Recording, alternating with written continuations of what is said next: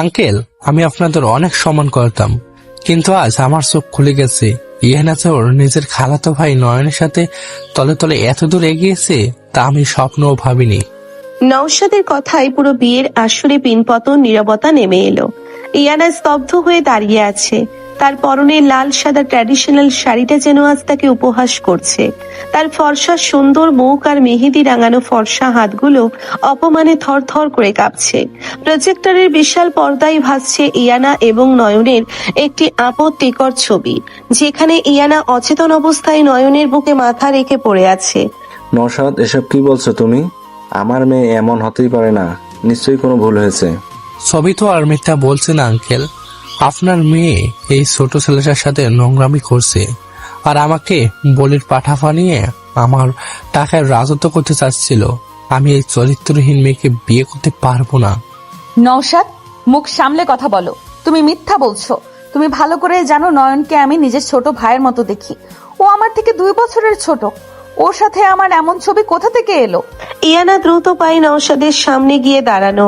তার চোখের কোণায় জল টলমল করছে, কিন্তু আত্মসম্মানে আঘাত লাগায় চোখের জল সে আটকে রেখেছে। ও, এখন সত্যি স্বামী স্ত্রী সাজার চেষ্টা করছো? কাল রাতে কোথায় ছিলে তুমি? আর এই নয়ন তোমার রুমে কি করছিল? কাল রাতে তুমিই তো আমাকে জুস দিয়েছিলে। তারপর আমার মাথা ঘুরে যায়। আমি আর কিছু জানি না। নয়ন, তুই কিছু বলছিস না কেন? তুই সবাইকে সত্যিটা বল। ইয়ানা অসহায় দৃষ্টিতে নয়নের দিকে তাকালো। নয়ন মাথা নিচু করে এক কোণায় দাঁড়িয়ে আছে, তার 2 হাত মুষ্টিবদ্ধ। নয়নের মনে পড়ল গত শরতের কথা, যখন ইয়ানা কাশফুল বনে পম্পাস ঘাস ভাতে দাঁড়িয়েছিল। বাতাসে উড়ছিল তার রেশমি চুল, ঠিক যেন এক দেবী। সেই পবিত্র মেয়েটাকে আজ সবাই সবার সামনে চরিত্রহীনের তকমা দিচ্ছে, অথচ নয়ন কিছুই করতে পারছে না। কারণ কাল রাতে নওশাদে ইয়ানাকে ঔষধ মেশানো জুস খাইয়েছিল, আর নয়ন ইয়ানাকে পড়ে যেতে দেখে ধরতে গিয়েছিল। কিন্তু নওশাদ আগে থেকেই ক্যামেরার ফাঁদ পেতে রেখেছিল। আজ যদি নয়ন সত্যিটা বলে, নওশাদ হয়তো আরো নোংরা কোনো প্রমাণ হাজির করবে, যা ইয়ানাকে পুরোপুরি শেষ করে দেবে। ইয়ানা, তুই চুপ করবি? তুই আমাদের মান সম্মান সব মাটিতে মিশিয়ে দিয়েছিস। আফরোজা বেগম ছুটে এসে ইয়ানার গালে সজোরে এক থাপ্পড় বসিয়ে দিলেন। থাপ্পড়ের বেগে ইয়ানা ফ্লোরে পড়ে যেতে নিলে নয়ন ছুটে এসে তাকে ধরে ফেলে। খবরদার, আমার মেয়েকে একদম স্পর্শ করবি না তুই। শাহরিয়ার সাহেব এসে নয়নের কলার চেপে ধরে সজোরে এক ঘুষি মারলেন নয়নের মুখে। নয়নের ঠোঁট কেটে রক্ত বের হয়ে গেল, কিন্তু সে টুস শব্দটিও করল না। ইয়ানা চিৎকার করে উঠল, আব্বু, প্লিজ মেরো না ওকে। ও তো নির্দোষ। আমি জানি ও কিছু করেনি। তুই চুপ কর বেহায়া মেয়ে। তোর জন্য আজ সমাজের মানুষের সামনে আমাকে মাথা নিচু করে দাঁড়াতে হচ্ছে। এই ছেলে তোর খালাতো ভাই, তোর থেকে বয়সে ছোট, আর তুই ওর সাথে ছি, ভাবতেই ঘেন্না হচ্ছে। আঙ্কেল, আপনাদের ফ্যামিলির এই নোংরামের মধ্যে আমি আর থাকতে চাই না। আমি চললাম। নওশাদ তার পরিবার নিয়ে বিয়ের আসর থেকে বেরিয়ে গেল। যাওয়ার আগে নয়নের দিকে তাকিয়ে একটা শয়তানি হাসি দিয়ে গেল সে। ইয়ানা ফ্লোরে বসে ডুকরে কেঁদে উঠল। কাজী সাহেব, বিয়ে আজই হবে, আর এই আসরেই হবে। কি বলছো তুমি শাহরিয়ার? কার সাথে বিয়ে হবে? নওশাদ তো চলে গেল। বিয়ে হবে এই বেঈমান নয়নের সাথে। শাহরিয়ার সাহেবের কথায় নয়ন এবং ইয়ানা দুজনেই চমকে উঠল। ইয়ানা বসা থেকে উঠে দাঁড়িয়ে কাঁপা কাঁপা গলায় বলল, আব্বু, তুমি এসব কি বলছো? নয়নকে আমি বিয়ে করব? ও আমার থেকে ছোট, ও আমার ভাই। যে নোংরামি তোরা করেছিস, এরপর তোদের ভাই বোন বলতে আমার ঘেন্না হচ্ছে। যেহেতু তোদের ছবি পুরো দুনিয়ায় দেখে নিয়েছে, তাই এই কলঙ্ক মোছার জন্য একটাই উপায়, তোকে নয়নকেই বিয়ে করতে হবে। খালু, আপনি এটা কি বলছেন? আমি ইয়ানাকে? তুই একদম চুপ থাকবি। তুই আমার বাড়িতে থেকে আমার টাকায় লেখাপড়া করে আমার মেয়ের দিকেই চোখ দিয়েছিস। আজ থেকে তুই আমার মেয়ের স্বামী। আর হ্যাঁ, তোদের কাউকে আমি এই বাড়িতে দেখতে চাই না। বিয়ের পর তোরা এই মুহূর্ত থেকে আমার বাড়ি থেকে বেরিয়ে যাবি। ঠিক সেই মুহূর্তেই ভিড় ঠেলে এগিয়ে এলেন নয়নের মা রেহানা বেগম। তিনি অত্যন্ত কড়া মেজাজের এবং আত্মসম্মান বোধ সম্পন্ন নারী। তিনি এসে সরাসরি শাহরিয়ার সাহেবের চোখের দিকে তাকালেন। আমার ছেলের গায়ে হাত তোলার অধিকার আপনাকে কে দিয়েছে শাহরিয়ার ভাই? তোমার ছেলে যা করেছে, এরপর হাত পা কেটে নেওয়া উচিত ছিল রেহানা। আমি আমার ছেলেকে চিনি, ও এমন কোনো জঘন্য কাজ করতে পারে না। কিন্তু যেহেতু আজ সবার সামনে ও আর ইনায়ার সম্মান নিয়ে প্রশ্ন উঠেছে, তাই আমি এই বিয়েতে রাজি, তবে একটা শর্তে। কি শর্ত তোর রেহানা? তোদের মতো গরিব মানুষের আবার কিসের শর্ত? আমার ছেলে আপনার মেয়ের স্বামী হয়ে আপনাদের এই প্রাসাদের ঘর জামায় থাকবে না। বিয়ের পর ইনায়াকে আমার ছেলের হাত ধরে আমার সেই ছোট্ট বাড়িতেই যেতে হবে। মেয়েদের আসল সম্মান তার স্বামীর ঘরে, বাপের টাকায় কেনা রাজপ্রাসাদে নয়। আম্মু, তুমি খালামণিকে কিছু বলছো না কেন? আমি এই বিয়ে করব না, আমি মরে যাব, তাও এই ছেলেকে বিয়ে করব না। কাজী সাহেব, আপনি বিয়ে পড়ানো শুরু করুন। যে মেয়ে বিয়েতে মত দেবে না, সে যেন মনে রাখে আজ থেকে তার বাবা মারা গেছে। ইয়ানা তার বাবার কথা শুনে যেন পাথর হয়ে গেল। তার চোখের জল গাল বেয়ে টপ টপ করে লাল সাদা শাড়ির উপর পড়তে লাগলো। সে এক দৃষ্টিতে নয়নের দিকে তাকিয়ে আছে। নয়নের চোখেও এক অদ্ভুত নীরব যন্ত্রণা। কাজী সাহেব বিয়ে পড়ানো শুরু করলেন। বলো মা, কবুল? ইয়ানা চুপ করে আছে। তার বুক ফেটে কান্না আসছে। যে নওশাদকে সে ভালোবেসেছিল, সে তাকে এভাবে ধোকা দিল। আর যে নয়নকে সে এত আদর করত, সে আজ নিশ্চুপ থেকে তাকে এই নরকে ঠেলে দিচ্ছে। কবুল বল ইয়ানা। কবুল। তিনটি কবুল বলার সাথে সাথে ইয়ানার জীবনটা যেন এক মুহূর্তে বদলে গেল। সে এখন তার থেকে 2 বছরের ছোট নয়নের স্ত্রী। রেহানা বেগম ইয়ানার হাত ধরে নয়নের পাশে দাঁড় করালেন। চলুন শাহরিয়ার ভাই, আমাদের অপমান তো আপনারা করলেন, এবার আমরা আসি। নয়ন, বৌমাকে নিয়ে চল। ইয়ানা একবার তার মায়ের দিকে তাকালো। আফরোজা বেগম মুখ ফিরিয়ে নিলেন। ইয়ানা ডুকরে কেঁদে উঠে রেহেনা বেগমের সাথে পা বাড়ালো। নয়ন নিঃশব্দে তাদের পিছু নিল। গাড়িতে ওঠার পর পুরোটা রাস্তা কেউ কোনো কথা বলল না। ইয়ানা শুধু জানালার বাইরে তাকিয়ে নীরবে কাঁদছে। তার ফর্সা হাত দুটো দিয়ে শাড়ির আঁচল শক্ত করে চেপে ধরে আছে। নয়ন নিজের পকেট থেকে একটা পরিষ্কার রুমাল বের করে ইয়ানার দিকে এগিয়ে দিল। নিন, চোখটা মুছে নিন। আমার সাথে কোনো কথা বলবে না তুমি, একদম না। ইয়ানা রুমালটা ছুঁড়ে ফেলে দিল। নয়ন শান্তভাবে রুমালটা তুলে আবার পকেটে রেখে দিল। সে কোনো রাগ দেখালো না, শুধু একটা দীর্ঘশ্বাস ফেললো। রেহেনা বেগম সামনের সিট থেকে সব দেখছিলেন, কিন্তু কিছু বললেন না। গাড়ি এসে থামলো নয়নদের ছোট একতলা বাড়ির সামনে। শাহরিয়ার সাহেবের বিশাল রাজপ্রাসাদের তুলনায় এই বাড়িটা কিছুই না। ইয়ানা গাড়ি থেকে নেমে বাড়িটার দিকে তাকিয়ে রইল। তার চোখ দিয়ে আবারও অঝরে পানি পড়তে লাগলো। দাঁড়িয়ে আছো কেন মা? ভেতরে আসো, এটা তোমার নিজের বাড়ি, এখানে কেউ তোমাকে অপবাদ দেবে না। ইয়ানা ধীর পায়ে ভেতরে প্রবেশ করলো। বাড়ির ভেতরে খুব সাধারণ ছিমছাম গোছানো পরিবেশ। রেহানা বেগম ইয়ানাকে নয়নের ঘরে নিয়ে গেলেন। এটা নয়নের ঘর, আজ থেকে এটাই তোমার ঘর। তুমি ফ্রেশ হয়ে নাও, আমি খাবার পাঠিয়ে দিচ্ছি। নয়ন, বৌমার যেন কোনো অযত্ন না হয়। জি আম্মু। রেহেনা বেগম চলে যাওয়ার পর নয়ন দরজাটা আস্তে করে ভেজিয়ে দিল। ইয়ানা আর নিজেকে ধরে রাখতে পারলো না। সে ধপ করে বিছানায় বসে 2 হাতে মুখ ঢেকে হু হু করে কেঁদে উঠল। তার কান্নায় যেন ঘরের দেওয়ালগুলোও কেঁপে উঠছে। নয়ন কিছুটা দূরে দাঁড়িয়ে ইয়ানার কান্না দেখছে। তার নিজের বুকটাও ফেটে যাচ্ছে। কিন্তু সে জানে এখন ইয়ানাকে সান্ত্বনা দিতে গেলে সে আরো বেশি রেগে যাবে। কেন করলে তুমি এমন? কেন? ইয়ানা হঠাৎ মুখ তুলে নয়নের দিকে তাকিয়ে চিৎকার করে উঠল। তার চোখ দুটো জবা ফুলের মতো লাল হয়ে আছে। কি ক্ষতি করেছিলাম আমি তোমার? ছোটবেলা থেকে তোমাকে নিজের ভাইয়ের মতো ভালোবেসেছি, আর তুমি নওশাদের সাথে মিলে আমাকে এইভাবে ফাঁসিয়ে দিলে। তোমার টাকার এত লোভ ছিল যে আমার জীবনটা এভাবে নষ্ট করে দিলে। আপনি ভুল ভাবছেন, আমি নওশাদ ভাইয়ের সাথে কোনো... চুপ, একদম চুপ। একটাও মিথ্যা কথা বলবে না তুমি। তুমি যদি নির্দোষ হতে তাহলে সবার সামনে চুপ করে থাকতে না। তুমি ইচ্ছে করে চুপ ছিলে যাতে আব্বু বাধ্য হয়ে তোমার সাথে আমার বিয়ে দেয়। তুমি একটা স্বার্থপর, নিজ মানসিকতার ছেলে। আমি তোমাকে ঘৃণা করি নয়ন, আমি তোমাকে প্রচন্ড ঘৃণা করি। ইয়ানা হাতের কাছে থাকা বালিশটা নয়নের দিকে সজোরে ছুঁড়ে মারল। নয়ন সরে গেল না, বালিশটা তার বুকে এসে পড়ল। নয়ন শান্তভাবে বালিশটা ফ্লোর থেকে তুলে বিছানায় রাখলো। আমি জানি আপনি এখন অনেক কষ্টে আছেন। আপনার রাগ হওয়াটা খুব স্বাভাবিক। আপনি আমাকে বকা দিন, মারুন, যা ইচ্ছে করুন, কিন্তু দয়া করে কান্না থামান। আপনার শরীর খারাপ করবে। আমার শরীর খারাপ করলে তোমার কি? তুমি তো তোমার উদ্দেশ্য হাসিল করেছো। এখন তো তুমি শাহরিয়ার সাহেবের মেয়ের জামাই।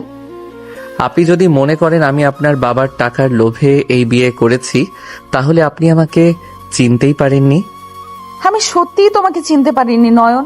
আমি ভাবতেও পারিনি আমার নিজের ছায়ার মতো যে ছেলেটা সারাদিন ঘুরে বেড়াতো, সে আমার পিঠে এমন একটা ছুরি মারবে। ইয়ানা আবারও ফুপিয়ে কেঁদে উঠল। নয়ন ধীর পায়ে আলমারির কাছে গেল।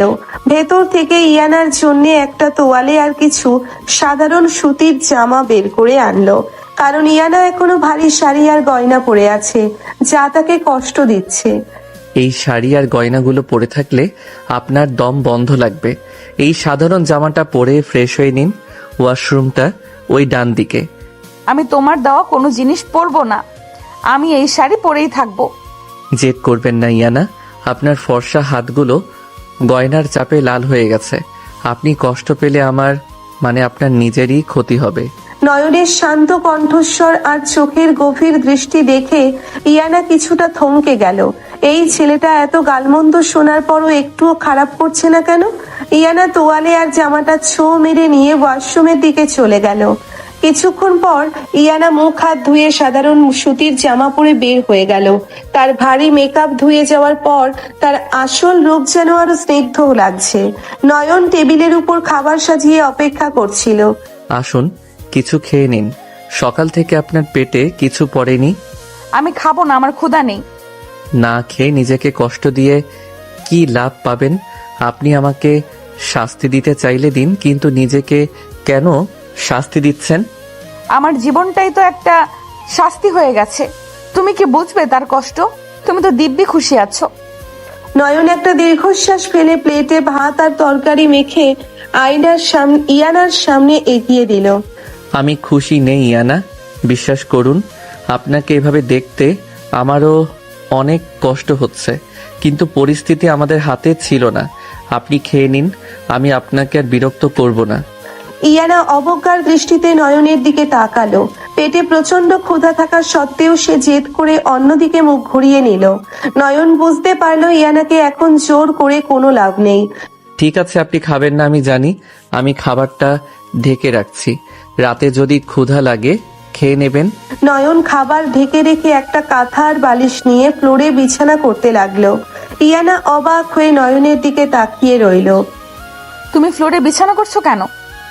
কারণ বিছানায় আপনি ঘুমাবেন, আর আমি জানি আমার উপস্থিতি এখন আপনার জন্য বিরক্তিকর, তাই আমি নিচেই ঘুমাবো। তুমি ভাবছো এসব নাটক করে তুমি আমার মন গলাতে পারবে? আমি তোমার এই ভালো মানুষের মুখোশের আসল রূপ দেখে ফেলেছি।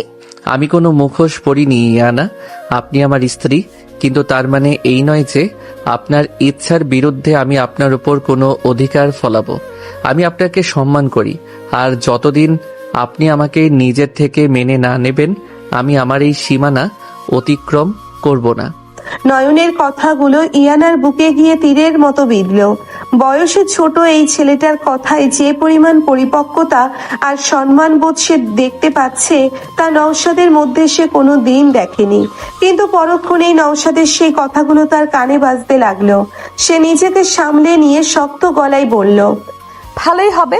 তুমি তোমার জায়গায় থাকবে, আমি আমার জায়গায়। আমাদের এই বিয়েটা শুধু একটা চুক্তি। আমি কোনোদিন তোমাকে স্বামী হিসেবে মেনে নেব না। আমি কখনো জোর করব না, আপনি নিশ্চিন্তে ঘুমান। নয়ন লাইট অফ করে দিয়ে ফ্লোরে শুয়ে পড়ল। ঘরে শুধু জানালার ফাঁক দিয়ে আসা চাঁদের আলো এসে পড়েছে। ইয়ানা বিছানায় গুটিসুটি মেরে শুয়ে আছে, তার চোখে ঘুম নেই। সে শুধু ভাবছে আজ সকালে সে কতটা খুশি ছিল, আর এখন সে কোথায় এসে দাঁড়িয়েছে। রাত গভীর হতে লাগলো। হঠাৎ ইয়ানার ফুপিয়ে কান্নার শব্দে নয়নের ঘুম ভেঙে গেল। নয়ন ধরপড় করে উঠে বসলো। সে দেখলো ইয়ানা ঘুমের মধ্যেই কাঁদছে আর অস্পষ্ট স্বরে কিছু বলছে। নয়ন দ্রুত উঠে ইয়ানার পাশে গিয়ে বলল। সে সাবধানে ইয়ানার ফর্সা মুখটার দিকে তাকালো। চাঁদের আলোয় ইয়ানার চোখের জল চিকচিক করছে। কেন করলে এমন? নওশাদ কেন আমাকে ঠকালে? আব্বু আমাকে বের করে দিল, আমি কোথায় যাব? ইয়ানার কষ্ট দেখে নয়নের নিজের চোখও ভিজে গেল। সে আলতো করে ইয়ানার মাথায় হাত রাখলো। নয়নের হাতের স্পর্শ পেয়ে ইয়ানা যেন কিছুটা শান্ত হলো। সে অবচেতন ভাবেই নয়নের হাতটা শক্ত করে ধরে নিজের বুকের কাছে টেনে নিল। আমি আপনাকে কথা দিচ্ছি ইয়ানা, যে বা যারা আপনার চোখের এই জলের কারণ, আমি তাদের কাউকেই ছাড়ব না। নওশাদকে আমি এমন শাস্তি দেব যে সে আপনার দিকে তাকানোর সাহসও পাবে না। আপনাকে আমি আপনার হারানো সম্মান, আপনার বাবার ভালোবাসা সব ফিরিয়ে দেব। শুধু একটু ধৈর্য ধরুন। আপনার এই আদুরের ছোট ভাইটা যে কবে আপনার প্রেমে পাগল হয়ে গেছে তা আপনি কোনোদিন বোঝেননি। আর আজ যখন আপনি আমার স্ত্রী, তখন আপনার সব কষ্ট দূর করার দায়িত্ব আমার। নয়ন অতি সন্তর্পণে ইয়ানার চুলে বিলি কেটে দিতে লাগলো। ইয়ানার কান্না ধীরে ধীরে থেমে গেল। সে এক গভীর প্রশান্তিতে ঘুমিয়ে পড়ল। নয়ন সারা রাত ফ্লোরে বসে ইয়ানার হাত ধরে তার দিকে মুগ্ধ দৃষ্টিতে তাকিয়ে রইল। ভোরের স্নিগ্ধ আলো জানালার গ্রিল গলে বিছানায় এসে পড়েছে। ইয়ানার ঘুম ভাঙলো পাখির কিচির মিচির শব্দে। চোখ খুলে সে কিছুক্ষণ ছাদের দিকে তাকিয়ে রইল। রাজকীয় ঝাড়বাতির বদলে একটি সাধারণ ফ্যান ঘুরছে। গত রাতের ভয়ঙ্কর স্মৃতিগুলো হুড়মুড় করে তার মস্তিষ্কে আঘাত করলো। সে ধরপর করে উঠে বসলো। ফ্লোরের দিকে তাকিয়ে দেখলো নয়ন সেখানে নেই। বিছানা পরিপাটি করে গোছানো।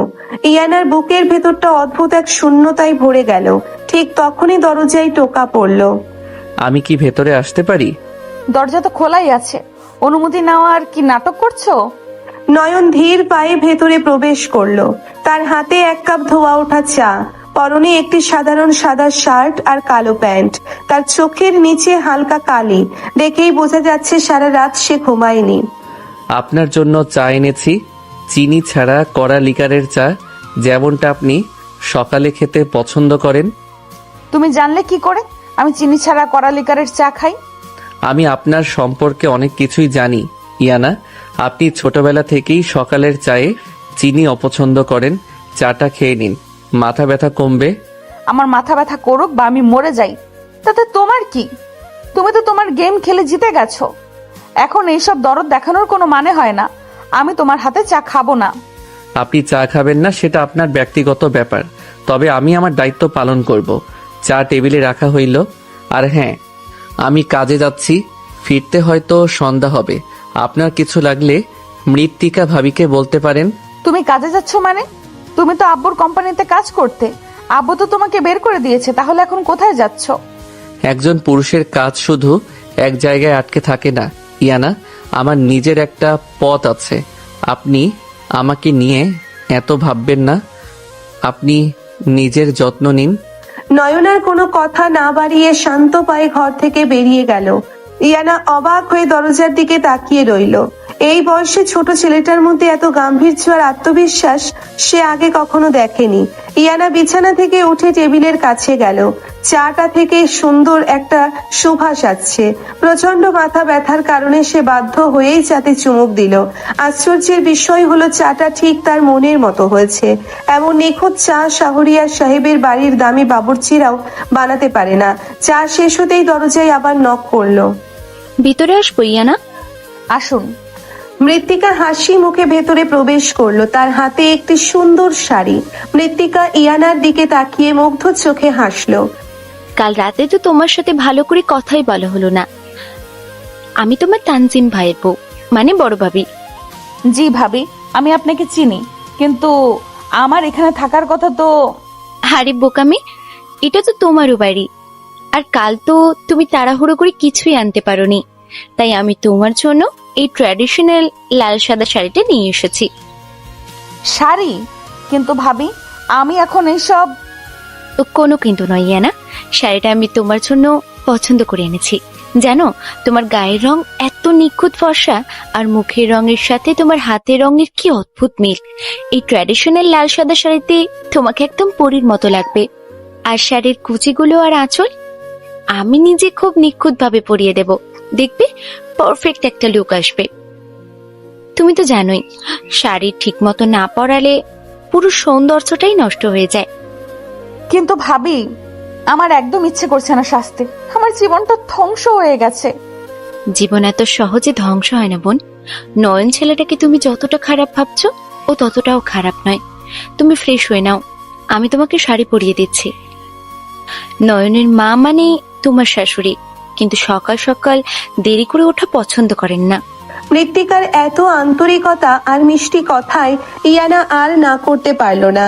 সে ফ্রেশ হয়ে আসার পর মৃত্তিকা খুব যত্ন নিয়ে নিখুঁত ভাজে ভাজে তাকে লাল সাদা শাড়িটা পরিয়ে দিল। আয়নায় নিজেকে দেখে ইয়ানা নিজেই অবাক হয়ে গেল। শাড়িটা যেন তার গায়ের ফর্সা রঙের সাথে মিশে এক অদ্ভুত স্নিগ্ধতা তৈরি করেছে। মাশাআল্লাহ, কারণ নজর না লাগে আমার যাকে।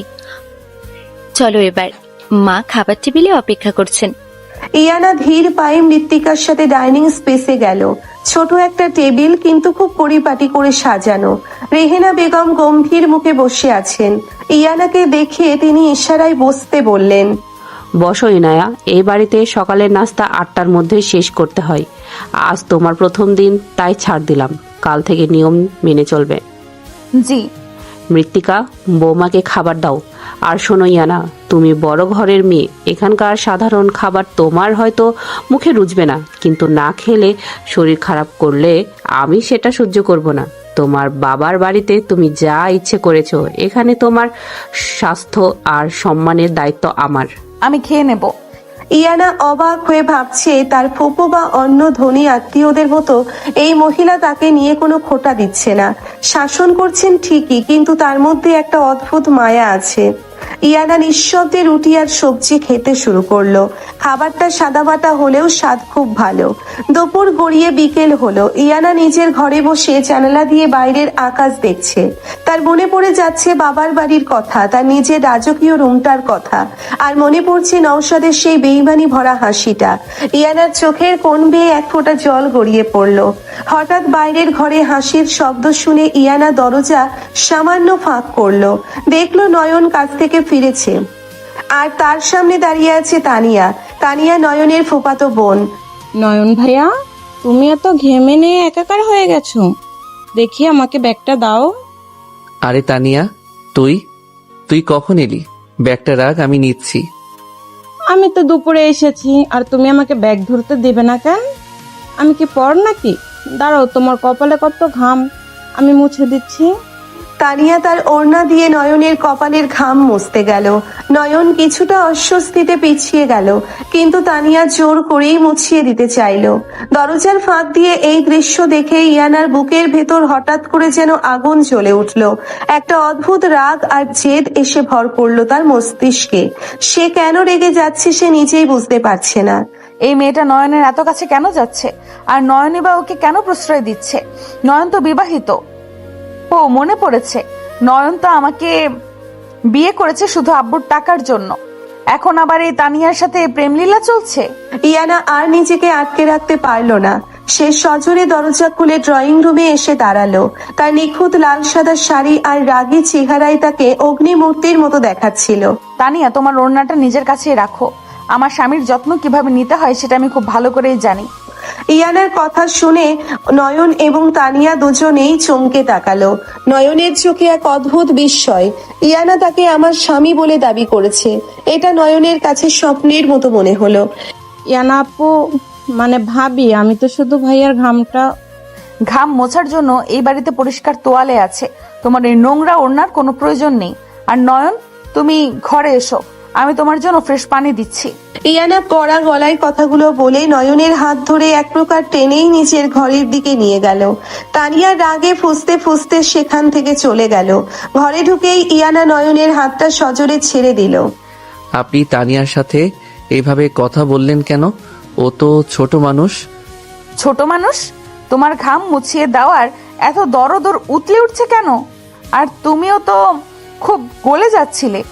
আমি গলে যাচ্ছিলাম না ইয়ানা, আমি নিজেই অস্বস্তিতে ছিলাম, কিন্তু আপনি হঠাৎ করে এসে আমাকে স্বামী বলে অধিকার খাটালেন যে আমি তো ভেবেছিলাম আপনি এই বিয়েটা মানেন না।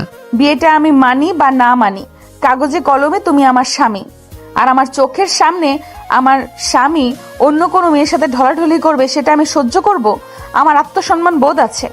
এটা কি শুধুই আত্মসম্মান বোধ নাকি অন্য কিছু?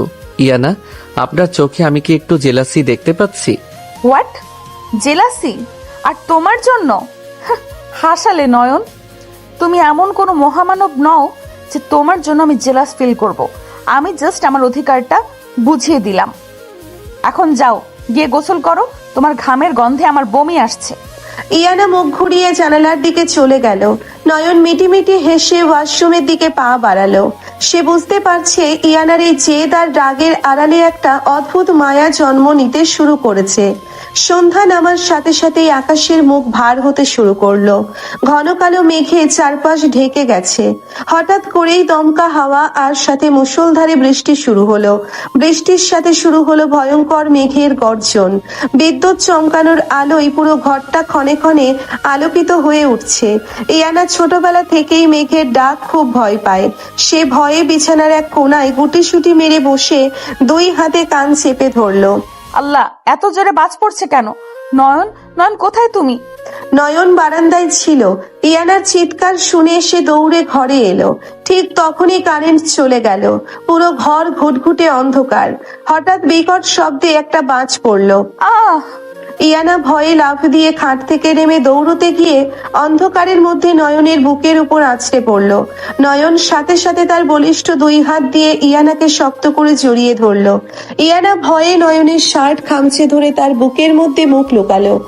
ভয় পাবেন না ইয়ানা, আমি আছি, আমি আপনার সাথে আছি, কিচ্ছু হবে না। নয়ন, আমার খুব ভয় করছে, প্লিজ আমাকে ছেড়ে যেও না। আমি কোথাও যাব না, আপনি শান্ত হন, আমি আপনাকে ধরে আছি। নয়নের শান্ত গম্ভীর কণ্ঠস্বর আর তার বুকের প্রশস্ততায় ইয়ানা এক অদ্ভুত নিরাপত্তা অনুভব করলো। নয়নের শরীরের একটা হালকা সুবাস ইয়ানার নাকে এসে লাগছে। এই মুহূর্তেই ইয়ানার মনে হচ্ছে পৃথিবীর সবচেয়ে নিরাপদ আশ্রয় স্থল হলো এই মানুষটার বুক। নয়ন খুব সাবধানে অত্যন্ত সম্মানের সাথে ইয়ানাকে ধরে বিছানায় বসালো। নিজে তার পাশে বসে ইয়ানার হাত দুটো নিজের হাতের মুঠোয় নিল। মেঘের শব্দ তো শুধু একটা প্রাকৃতিক ব্যাপার, আপনি এত ভয় পাচ্ছেন কেন? আমি তো আপনার পাশেই আছি। তুমি কি সারা রাত আমার হাতটা এইভাবেই ধরে থাকবে? আমি একা ঘুমাতে পারবো না নয়ন। আমি কথা দিচ্ছি, সকাল হওয়া পর্যন্ত আমি আপনার একটা আঙুলও ছাড়ব না। আপনি চোখ বন্ধ করুন। ইয়ানা নয়নের কাঁধে মাথা রেখে চোখ বন্ধ করলো। নয়নের আঙ্গুলগুলো ধীরে ধীরে ইয়ানার চুলে বিলি কাটতে লাগলো। এই স্পর্শে কোনো জোর জবরদস্তি নেই, কোনো লালসা নেই, আছে শুধু এক অদ্ভুত স্নিগ্ধতা আর পবিত্র ভালোবাসা। ইয়ানা অনুভব করছে নয়নের বুকের ধুকপুকানি। বয়সে ছোট হলেও এই মানুষটার ভালোবাসা আর সম্মান বোধ তাকে অবাক করে দিচ্ছে। রাত গভীর হলো, বৃষ্টি কিছুটা থেমেছে, কিন্তু ঠান্ডা বাতাস বইছে। ইয়ানা হঠাৎ করে একটু কেঁপে উঠল। নয়ন খেয়াল করলো ইয়ানার শরীরটা বেশ গরম। বিকেলে জানালার পাশে দাঁড়িয়ে থাকায় হয়তো ঠান্ডা লেগেছে। নয়ন দ্রুত ইয়ানার কপালে হাত দিয়ে চমকে উঠল। ইয়ানা, আপনার তো প্রচন্ড জ্বর এসেছে, গা পুড়ে যাচ্ছে একদম। আমার খুব শীত করছে নয়ন। নয়ন তাড়াতাড়ি বিছানা থেকে উঠে একটা মোটা কাঁথা এনে ইয়ানার গায়ে খুব যত্ন করে জড়িয়ে দিল। তারপর রান্নাঘর থেকে একটা বাটিতে পানি আর একটা পরিষ্কার সুতির কাপড় নিয়ে এলো। সে বিছানায় ইয়ানার মাথার কাছে বসে কাপড়টা ভিজিয়ে নিংড়ে ইয়ানার ফর্সা কপালে জলপট্টি দিতে শুরু করলো। আমি জলপট্টি দিচ্ছি, একটু পরেই জ্বর কমে যাবে, আপনি আরাম করে ঘুমান। তুমি ঘুমাবে না? আপনি অসুস্থ আর আমি ঘুমাবো? আমার তো আপনার কষ্ট দেখে নিজেরই কষ্ট হচ্ছে। আপনি চুপ করে শুয়ে থাকুন, কথা বলবেন না। নয়ন একটানা জলপট্টি দিয়ে যাচ্ছে। ইয়ানা আধো ঘুরে চোখ মেলে নয়নের দিকে তাকালো। চাঁদের ম্লান আলোতে নয়নের মুখটা খুব মায়াবী লাগছে। বিন্দু বিন্দু জল জমে আছে নয়নের কপালে। ইয়ানা তার কাঁপা কাঁপা ফর্সা হাতটা বের করে নয়নের কপালে রাখলো। তুমি এত ভালো কেন নয়ন? আমার সাথে এত খারাপ হওয়ার পরও তুমি কেন আমাকে এত যত্ন করছো? কারণ আপনি আমার দায়িত্ব ইয়ানা, আর দায়িত্বের চেয়েও বড় কথা আপনি আমার। তোমার কি বলো নয়ন? কিছু না, আপনি ঘুমান, জ্বরটা এখনো নামেনি। তুমি কি আমাকে ভালোবাসো নয়ন? সেই ছোটবেলা থেকে তুমি আমাকে লুকিয়ে লুকিয়ে দেখতে, আমার প্রতিটি জেদ সহ্য করতে। আমি কি কিছুই বুঝতাম না ভেবেছো? ইয়ানার সরাসরি প্রশ্নে নয়নের হাত থেমে গেল। সে অবাক দৃষ্টিতে ইয়ানার চোখের দিকে তাকালো। ইয়ানার চোখে আজ কোনো রাগ নেই, কোনো ঘৃণা নেই, আছে এক তীব্র অধিকার বোধ আর জানার আকাঙ্ক্ষা। আমি আপনাকে সম্মান করি ইয়ানা, আপনার এই দুর্বল মুহূর্তে আমি কোনো আবেগের কথা বলে আপনার সহানুভূতি নিতে চাই না। তুমি সত্যি বড্ড আনরোম্যান্টিক নয়ন। একটা মেয়ে এত করে জিজ্ঞেস করছে আর তুমি গম্ভীর হয়ে জ্ঞান দিচ্ছ। ইয়ানা হালকা হেসে নয়নের হাতটা নিজের গালের কাছে টেনে নিল। নয়ন অনুভব করলো ইয়ানার গালের উষ্ণতা। নয়ন আর নিজেকে ধরে রাখতে পারলো না। সে ধীর গলায় ফিসফিস করে বলল, হ্যাঁ, আমি আপনাকে ভালোবাসি ইয়ানা। আমার জীবনের প্রতিটি নিঃশ্বাসে আপনার নাম লেখা আছে। আপনি যখন আমাকে ঘৃণা করেন তখন আমার বুকটা ফেটে যায়, কিন্তু আমি আমার এই ভালোবাসা আপনার উপর কখনো চাপিয়ে দেব না। যতদিন না আপনি নিজে থেকে আমাকে আপনার স্বামী হিসেবে মেনে নেবেন, ততদিন আমি শুধু আপনার এই ছায়া হয়েই থাকবো। ছায়া হয়ে থাকলে তো চলবে না মশাই। ছায়াকে তো ধরা যায় না, ছোঁয়া যায় না। আমি তো একজন জলজ্যান্ত স্বামী চাই, যে আমাকে শাসন করবে, আদর করবে, আর তানিয়ার মতো মেয়েদের থেকে 100 হাত দূরে থাকবে। ইয়ানার কথা শুনে নয়ন অবাক হয়ে হাসলো। জ্বরের ঘোরে ইয়ানার এই আদুরে আবদারগুলো নয়নের বুকের ভেতর এক শীতল স্রোত বইয়ে দিল। নয়ন জলপট্টির কাপড়টা রেখে ইয়ানার কপালে আলতো করে নিজের ঠোঁট ছুঁয়ে দিল। তানিয়া, কেন? পৃথিবীর কোনো মেয়ের দিকে তাকানোর কোনো ইচ্ছে আমার নেই। আমার পৃথিবী তো এই ছোট্ট ঘরটার মধ্যেই আটকে আছে। সত্যি বলছো নাকি ওই নওশাদের মতো? নওশাদের সাথে আমার তুলনা করবেন না ইয়ানা। আমি নয়ন, আমি যা বলি তা জীবন দিয়ে হলেও রক্ষা করি। আপনি নিশ্চিন্তে ঘুমান, আপনার এই নয়ন আপনাকে কখনো ঠকাবে না। ইয়ানা এক অদ্ভুত মানসিক শান্তি নিয়ে চোখ বন্ধ করলো। যে শান্তি সে গত 3 বছরে শাহরিয়ার সাহেবের বিশাল প্রাসাদেও পায়নি, সেই শান্তি আজ সেই ছোট্ট ঘরের বিছানায় বয়সে ছোট এই স্বামীর জলপট্টির স্পর্শে খুঁজে পেল। ধীরে ধীরে ভোরের আলো ফুটতে শুরু করলো। নয়ন সারা রাত চোখের পাতা এক না করে ইয়ানার শিয়রে বসে রইল, তার আদরে স্ত্রীর জ্বর কমার অপেক্ষায়। সকালের বৃষ্টি রোদ জানালার গ্রিল গলে ইয়ানার মুখের উপর এসে পড়েছে। ভোরের স্নিগ্ধ বাতাসে ঘরের পর্দাগুলো হালকা উঠছে। ইয়ানা ধীরে ধীরে চোখ মেলল। গতকাল রাতের সেই ভয়ঙ্কর জ্বর, শরীর ব্যথা এখন আর নেই। একটা অদ্ভুত সতেজতা অনুভব করছে সে। চোখ পুরোপুরি খুলতেই সে দেখল নয়ন বিছানার এক কোণায় ফ্লোরে হেলান দিয়ে বসে আছে। তার একটা হাত ইয়ানার মাথার কাছে, হাতে জলপট্টির কাপড়টা এখনো ধরা। সারা রাত একটানা জেগে থাকার কারণে ছেলেটার চোখ দুটো লাল হয়ে আছে, আর ঘাড়টা একদিকে বেঁকে সে গভীর ঘুমে আচ্ছন্ন। সারা রাত ছেলেটা এইভাবেই বসেছিল আমার জন্য, এক ফোঁটাও ঘুমায়নি। অথচ আমি ওকে কত কটু কথা বলেছি। বয়সে ছোট হলেও ওর মনের বিশালতা আকাশকেও হার মানায়। কাল রাতে জ্বরের ঘোরে ও আমাকে যা বলেছে, সত্যি কি ও আমাকে এত ভালোবাসে? ইয়ানা খুব সন্তর্পণে বিছানা থেকে উঠে নয়নের পাশে গিয়ে বসলো। নয়নের ঘুমন্ত মুখের দিকে তাকিয়ে তার বুকের ভেতরটা এক অজানা আবেগে মোচড় দিয়ে উঠল। সে নিজের ফর্সা হাতটা বাড়িয়ে নয়নের কপালের উপর পড়ে থাকা চুলগুলো সরিয়ে দিল। ইয়ানার হাতের আলতো স্পর্শ পেয়েই নয়ন ধরপড় করে জেগে উঠল। ইয়ানা, কি হলো? শরীর খারাপ লাগছে আবার? জ্বর কি আবার বেড়েছে? আমি ডাক্তার ডাকবো? আরে শান্ত হও, আমি ঠিক আছি, আমার কোনো জ্বর নেই। তুমি সারা রাত এইভাবে ফ্লোরে বসেছিলে কেন? তোমার তো ঘাড় ব্যথা হয়ে গেছে। আমার ঘাড় ব্যথা নিয়ে আপনাকে ভাবতে হবে না, আমি ঠিক আছি। আপনার জ্বর কমেছে দেখে ভালো লাগছে।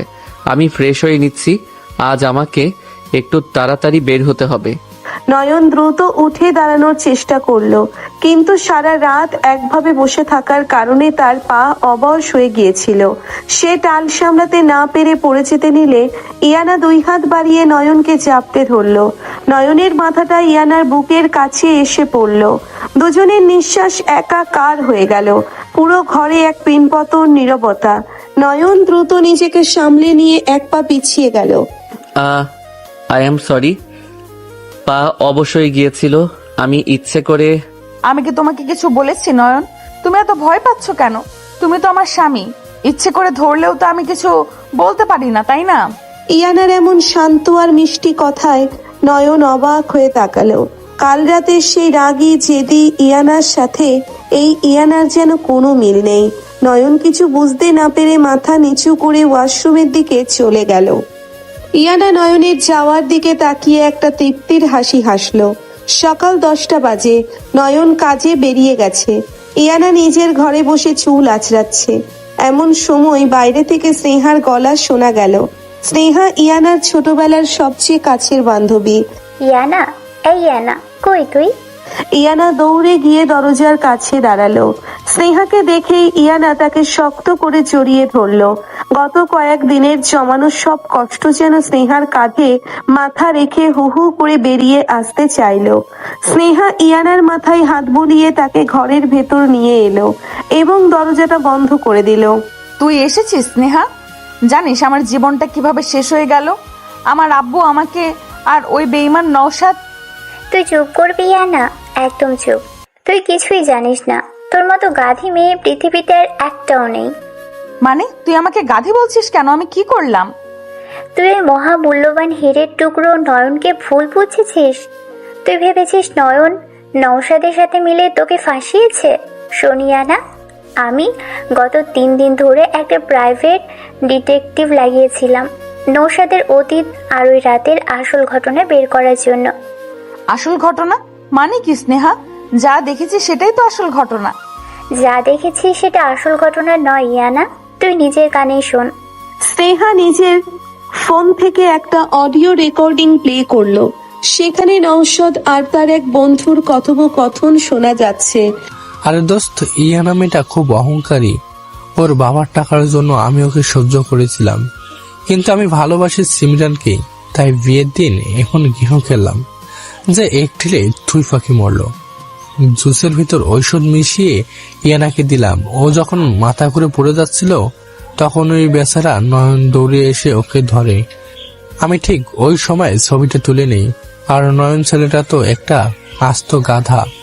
আমি ওকে বলেছিলাম ও যদি সত্যি কথাটা কাউকে বলে তাহলে আমি ইয়ানার আর্টিফিশিয়াল ইন্টেলিজেন্স বা এআই দিয়ে বানানো এমন কিছু নোংরা ভিডিও ইন্টারনেটে ছেড়ে দেব যা থেকে ইয়ানা সুইসাইড ছাড়া কোনো পথ পাবে না। ব্যাস, নিজের বোনকে বাঁচানোর জন্য এই গাধাটা নিজের কাঁধে সব কলঙ্ক তুলে নিল। মুখ বুঝে থাপ্পড় খেলো, অপমান সহ্য করলো, কিন্তু টু শব্দ করলো না। অডিওটা শেষ হওয়ার পর ইয়ানার মনে হলো তার পায়ের নিচ থেকে মাটি সরে গেছে। তার হাত পা কাঁপছে, 2 চোখ দিয়ে অঝরে জল পড়ছে। সে ফ্লোরে বসে পড়ে 2 হাতে নিজের মুখ ঢেকে ডুকরে কেঁদে উঠল। আল্লাহ, আমি এটা কি করেছি স্নেহা? আমি নয়নকে কত জঘন্য কথা বলেছি। আমি ওকে স্বার্থপর বলেছি, ওকে ঘেন্না করে বলেছি। ও আমার সম্মান বাঁচানোর জন্য এত বড় অপবাদ নিজের ঘাড়ে নিল, আর আমি ওকে একটুও বিশ্বাস করিনি। শুধু অপবাদ নেয়নি ইয়ানা, তুই ভেবে দেখ, তোর বাবা যখন তোকে ঘাড় ধাক্কা দিয়ে বের করে দিয়েছিল তখন এই নয়ন আর ওর মাই তোকে আশ্রয় দিয়েছে। নয়ন ছোটবেলা থেকেই তোকে কতটা ভালোবাসে সেটা অন্ধও দেখতে পাই, শুধু তুই ছাড়া। ওই নওশাদের মতো একটা ধোঁকাবাজের জন্য তুই এত সুন্দর একটা ভালোবাসাকে অপমান করেছিস। আমাকে কি করতে হবে স্নেহা, তুই বল। আমি নয়নের চোখের দিকে কিভাবে তাকাবো? ও আজ সকালে পা অবসরে পড়ে যাচ্ছিল, তাও আমার থেকে দূরে সরে গেল শুধু আমি বকাবকি করব বলে। ও আমাকে কতটা সম্মান করে আর আমি ওকে কতটা কষ্ট দিয়েছি। কান্না থামাইয়া না, চোখে জল দিয়ে ভুল শুধরানো যায় না। নয়ন এখন তোর স্বামী, ওকে ওর প্রাপ্য অধিকার দে, ভালোবাসাতে। ও তোকে রানীর মতো করে রাখবে। ওর মনে যে তোর জন্য কতদিনে জমানো অভিমান আর ভালোবাসা আছে সেটা তোকেই বের করে আনতে হবে। স্নেহা আরো কিছুক্ষণ ইয়ানাকে বুঝিয়ে শান্ত করে চলে গেল। ইয়ানা একা ঘরে বসে অনেকক্ষণ কাঁদলো, কিন্তু এই কান্না হতাশার নয়, এই কান্না অনুশোচনা আর নতুন এক ভালোবাসার অনুভূতির। ইয়ানা উঠে চোখে মুখে পানি দিয়ে আয়নার সামনে দাঁড়ালো। আজ থেকে আমি আর ওই অহংকারী বোকা ইয়ানা নই। আজ থেকে আমি শুধু নয়নের স্ত্রী। যে সম্মান, যে ভালোবাসা তুমি আমাকে দিয়েছো নয়ন, আজ থেকে তার 100 গুণ আমি তোমাকে ফিরিয়ে দেব। দুপুর বেলায় ইয়ানা শাড়ির আঁচল কোমরে গুজে সোজা রান্নাঘরে গিয়ে হাজির হলো। রেহেনা বেগম এবং মৃত্তিকা ভাবি অবাক হয়ে তাকালেন। আরে ইয়ানা, তুমি এখানে কেন? তোমার তো এখনো শরীর দুর্বল, যাও ঘরে গিয়ে বিশ্রাম নাও। একদম না ভাবি, আজ থেকে আমি আর বসে থাকবো না। নয়নের কি কি পছন্দ আমাকে শুধু সাজিয়ে দাও। আজ রাতে আমি নিজের হাতে ওর জন্য রান্না করব। বাপের বাড়িতে তো কোনোদিন 1 গ্লাস পানি ঢেলেও খাওনি, এখন আবার আমার ছেলের জন্য রান্না করার ভূত চাপলো কেন মাথায়? আম্মু, বাপের বাড়ির কথা বাদ দিন। এখন এটা আমার বাড়ি, নয়ন আমার স্বামী, স্বামীর জন্য রান্না করাটা তো আমার দায়িত্ব, তাই না? রেহিনা বেগম ইয়ানার কথা শুনে অবাক হলেও মুখে কিছু প্রকাশ করলেন না। তিনি শুধু মিটিমিটি হেসে নিজের কাজে মন দিলেন। ইয়ানা পুরো বিকেল ধরে খুব যত্ন করে নয়নের পছন্দের গরুর মাংস আর পোলাও রান্না করলো। যদিও একটু কষ্ট হয়েছে, কিন্তু নয়নের মুখটা মনে পড়তেই তার সব ক্লান্তি দূর হয়ে যাচ্ছিল। সন্ধ্যা ঘনিয়ে আসার সাথে সাথে আকাশ কালো করে মেঘ জমে উঠল। শুরু হলো তীব্র কালবৈশাখী ঝড় আর মুষলধারে বৃষ্টি। ইয়ানা বারান্দায় দাঁড়িয়ে বারবার গেটের দিকে তাকাচ্ছে। নয়নের তো এতক্ষণে ফিরে আসার কথা। রাত 8টা বেজে গেল, কিন্তু নয়নের কোনো খবর নেই। ইয়ানার বুকের ভেতরটা অজানা এক আশঙ্কায় কাঁপতে শুরু করলো। রাত 8:30টার দিকে গেট খোলার শব্দ হলো। ইয়ানা দৌড়ে গিয়ে দেখলো নয়ন সম্পূর্ণ ভিজে জবথব হয়ে দাঁড়িয়ে আছে। বৃষ্টির পানিতেও শার্ট গায়ের সাথে লেপ্টে আছে। শীতে ঠকঠক করে কাঁপছে ছেলেটা। নয়ন, তুমি এত ভিজলে কিভাবে? তোমার কাছে ছাতা ছিল না? আসলে কাজ থেকে বের হওয়ার সময় হুট করে বৃষ্টি নামলো, আর বাস পাচ্ছিলাম না, তাই আপনি দূরে থাকুন ইয়ানা। আমি পুরো ভিজে আছি, আপনার আবার ঠান্ডা লেগে যাবে। কাল রাতেই তো আপনার জ্বর ছিল। আমার জ্বর নিয়ে তোমাকে ভাবতে হবে না, তুমি তো শীতে কাঁপছো। জলদি ঘরে চলো। নয়ন কিছু বলার আগেই ইয়ানা নয়নের হাত ধরে টেনে ঘরের ভেতর নিয়ে গেল। নয়নের শরীরটা বরফের মতো ঠান্ডা হয়ে আছে। ইয়ানা দ্রুত আলমারি খুলে একটা শুকনো তোয়ালে আর নয়নের সাধারণ টি শার্ট ও লুঙ্গি বের করে দিল। জলদি ওয়াশরুমে গিয়ে গা মুছে এই শুকনো কাপড়গুলো পরে নাও, না হলে জ্বর বাঁধাবে। আপনি এত ব্যস্ত হচ্ছেন কেন? আমি ঠিক আছি, শুধু একটু। কথা শেষ করার আগেই নয়নের মাথাটা হঠাৎ চক্কর দিয়ে উঠল। সে টলে পড়ে যাচ্ছিল। ইয়ানা তাকে জড়িয়ে ধরে বিছানায় বসিয়ে দিল। ইয়ানা খেয়াল করলো নয়নের শরীরটা জ্বরে পুড়ে যাচ্ছে। আল্লাহ, তোমার শরীর তো আগুনে পুড়ছে নয়ন। তুমি এই অবস্থায় বৃষ্টিতে ভিজেছো কেন? কিছু হয়নি ইয়ানা, আমাকে শুধু একটু ঘুমাতে দিন। নয়ন বিছানায় এলিয়ে পড়ল। জ্বরের তীব্রতায় সে প্রায় অচৈতন্য হয়ে যাচ্ছে। ইয়ানা আর দেরি না করে নয়নের ভেজা শার্টের বোতামগুলো নিজের হাতে খুলতে শুরু করলো। নয়ন ঘোরের মধ্যেও বাধা দেওয়ার চেষ্টা করলো। ইয়ানা, কি করছেন? আপনি ভিজে যাবেন, প্লিজ দূরে যান। তুমি একদম চুপ থাকবে নয়ন। কাল রাতে তুমি আমার জন্য সারা রাত জেগেছো, আজ আমার পালা।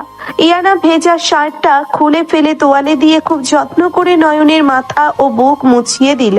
তারপর থেকে শুকনো টি শার্টটা পরিয়ে দিয়ে মোটা কাঁথা দিয়ে ঢেকে দিল।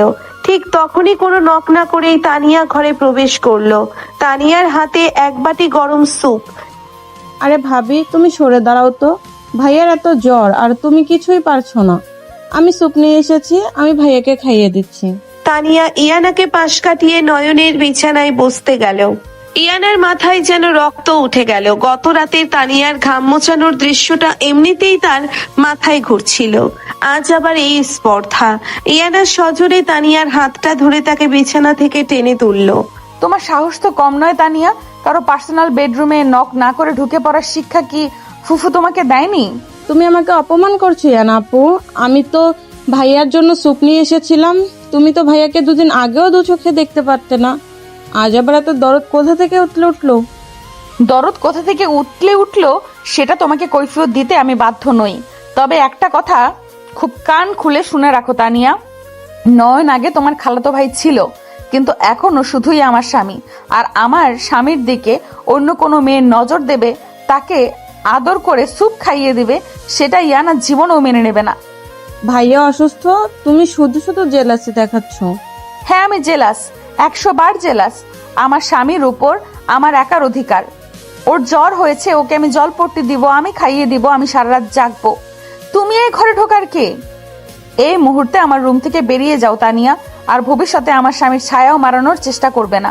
Gate out from my room. ইয়ানার এই রুদ্রমূর্তি দেখে তানিয়া ভয়ে চুপসে গেল। সে আর একটা কথাও না বলে বাটিটা টেবিলে রেখে দ্রুত ঘর থেকে বেরিয়ে গেল। রেহেনা বেগম দরজার বাইরে দাঁড়িয়ে সব শুনছিলেন। তিনি মনে মনে খুব খুশি হলেন। যে মেয়ে তার অধিকার বুঝে নিতে পারে সেই মেয়ে সংসারও আগলে রাখতে পারে। রেহেনা বেগম হাসি মুখে সেখান থেকে চলে গেলেন। ইয়ানা দরজাটা ভেতর থেকে আটকে দিয়ে নয়নের পাশে এসে বসলো। নয়ন জ্বরের ঘোরে কাঁপছে। ইয়ানা পানি আর কাপড় নিয়ে এসে নয়নের কপালে জলপট্টি দিতে শুরু করলো। নয়নের মুখটা জ্বরের কারণে লাল হয়ে আছে। ইয়ানা অপলক দৃষ্টিতে নয়নের দিকে তাকিয়ে রইল। এই সাধারণ ছেলেটার ভেতর কতটা অসাধারণ একটা মন লুকিয়ে আছে তা ভাবতে গিয়ে ইয়ানার চোখ দিয়ে টপ টপ করে জল পড়তে লাগলো। আমাকে ক্ষমা করে দিও নয়ন, আমি তোমার ভালোবাসার মর্যাদা বুঝিনি। তুমি আমার সম্মান বাঁচাতে গিয়ে নিজে এতটা অপমান সহ্য করলে, আর আমি তোমাকেই অপরাধী বানালাম। হঠাৎ নয়ন ঘোরের মধ্যে হাত বাড়িয়ে ইয়ানার হাতটা শক্ত করে চেপে ধরলো। নয়নের গায়ের তাপ ইয়ানার শরীরেও ছড়িয়ে পড়ছে। নয়ন চোখ বন্ধ করে অস্পষ্ট জড়ানো স্বরে কথা বলতে শুরু করলো। ইয়ানা, আমাকে ছেড়ে যাবেন না প্লিজ। আমি নওশাদের মতো ধোঁকাবাজ নই। আমি আপনাকে অনেক ভালোবাসি। আমি কোথাও যাব না নয়ন, আমি তোমার কাছেই আছি। চোখ খোলো নয়ন। আপনি অনেক সুন্দর ইয়ানা। ওই কাশফুল বনে যখন আপনি লাল শাড়ি পরে দাঁড়িয়েছিলেন, আমার মনে হয়েছিল পুরো পৃথিবীটা আপনার পায়ের কাছে এনে দেই। কিন্তু আমি তো গরিব, আমার তো আপনার পাশে দাঁড়ানোর যোগ্যতা নেই। নয়নের কথাগুলো শুনে ইয়ানার বুকটা ফেটে কান্নায় ভেঙে পড়ল। দীর্ঘ 12 বছরের একটা পবিত্র নীরব ভালোবাসা নয়ন নিজের বুকের ভেতর কিভাবে পাথর চাপা দিয়ে রেখেছিল সেটা আজ ইয়ানা বুঝতে পারছে। নয়ন জ্বরের ঘোরে কাঁপতে কাঁপতে ইয়ানার হাতটা নিজের বুকের সাথে চেপে ধরল। নওশাদ খুব খারাপ মানুষ ইয়ানা, ও আপনাকে ধ্বংস করে দিত। আমি আপনাকে ধ্বংস হতে দিতে পারি না। আপনি আমাকে ঘৃণা করেন, করুন, আমাকে প্রতিদিন বকা দিন, কিন্তু আমাকে ছেড়ে যাবেন না। আমি মরে যাব ইয়ানা। এই, একদম মরে যাওয়ার কথা বলবে না। তুমি মরতে যাবে কেন? ইয়ানা ডুকরে কেঁদে উঠে নয়নের বুকের উপর মাথা রাখলো। নয়ন অচৈতন্য অবস্থাতেই এক হাত দিয়ে ইয়ানাকে জড়িয়ে ধরলো। ইয়ানা নয়নের কপালে, গালে এবং জ্বরে পুড়ে যাওয়া ঠোঁটে আলতো করে চুমু খেলো। আমি তোমাকে ছেড়ে কোথাও যাব না আমার পাগলা স্বামী। আমি জেনে গেছি তুমি আমার জন্য কি করেছো। তুমি গরিব নও নয়ন, তুমি মনের দিক থেকে ওই শাহরিয়ার সাহেবের চেয়েও অনেক বড়। আজ থেকে আমি শুধুই তোমার। তুমি আমাকে ভালোবাসো আর নাই বাসো, আমি তোমার ওই বুকে মাথা রেখেই সারা জীবন পার করে দেব। ইয়ানা নিজের শার্টের আঁচল দিয়ে নয়নের চোখ মুখ মুছিয়ে দিল। কাঁথার ভেতর ঢুকে নয়নকে নিজের বুকের সাথে শক্ত করে জড়িয়ে ধরলো, যাতে নয়নের শরীরের কাঁপুনিটা কমে যায়। ইয়ানার শরীরের ওমে এবং ভালোবাসার গভীর স্পর্শে নয়ন ধীরে ধীরে শান্ত হতে শুরু করলো। জ্বরের ঘোরেও নয়নের মুখে একটা প্রশান্তির হাসি ফুটে উঠল। বাইরের কালবৈশাখী ঝড় তখনও চলছে, কিন্তু এই ছোট ঘরের ভেতর আজ দীর্ঘ 12 বছরের এক নীরব ভালোবাসার পূর্ণতা পাওয়ার প্রথম বীজ রোপিত হলো। নয়ন, আয় নয়ন, চোখ খোলো, সকাল হয়ে গেছে। কাল সারা রাত তো জ্বরের ঘোরে আমাকে বুকেই জড়িয়ে রাখলে, আর এখন সকাল হতেই এত ঘুম। ওঠো বলছি। ইয়ানা, আপনি এখানে, মানে আমার বুকের উপর? আমি আসলে বুঝতে পারিনি ইয়ানা। জ্বরের ঘোরে হয়তো ভুল করে আপনাকে জড়িয়ে ধরেছিলাম। আমাকে ক্ষমা করে দিন, আমি এক্ষুনি উঠে যাচ্ছি। একদম উঠবে না। ক্ষমা চাইছো কেন বারবার? নিজের বউকে বুকে জড়িয়ে রাখাটা কবে থেকে অপরাধ হলো শুনি? তুমি কি ভেবেছো কাল রাতে আমি কিছু শুনিনি? তুমি যে ঘোরের মধ্যে আমাকে ভালোবাসার কথা বললে, নওশাদের চক্রান্তের কথা বললে, সব আমি শুনেছি। আর শুধু তুমি নওশাদের কথা বলনি, কাল বিকেলে স্নেহা এসে আমাকে সব প্রমাণ দিয়ে গেছে। আমি সব জানি নয়ন। আপনি সব জানেন? কে বলল আপনাকে এসব? স্নেহা আপু এসেছিল কাল, কিন্তু আমি তো চাইনি আপনি এভাবে সত্যিটা জানুন। আমি তো চেয়েছিলাম আপনি শুধু আমাকে বিশ্বাস করুন। তুমি এত বোকা কেন নয়ন? আমার সম্মান বাঁচাতে গিয়ে নিজের জীবনটা এভাবে ধ্বংস করে দিলে। তুমি একবারও ভাবলে না তোমার নিজের কি হবে? সবাই তোমাকেই তো খারাপ ভাবছে। আপনার সম্মান আমার জীবনের চেয়ে অনেক বেশি দামি ইয়ানা। আপনি আমাকে ভুল বুঝেছিলেন, সেটা আপনার দোষ নয়, পরিস্থিতিটাই এমন ছিল।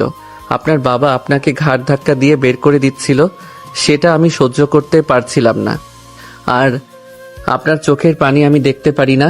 আপনি যে সত্যিটা জানতে পেরেছেন তাতেই আমি খুশি। শুধু খুশি হলেই হবে না, আমার এতগুলো কটু কথা, এতগুলো থাপ্পড়ের হিসাব কে দেবে? আজ থেকে তুমি আমাকে শাসন করবে, আমার উপর অধিকার ফলাবে।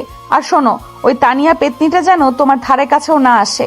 কাল রাতে ও তোমার রুমে এসেছিল স্যুপ নিয়ে, আমি ঘাট ধাক্কা দিয়ে বের করে দিয়েছি।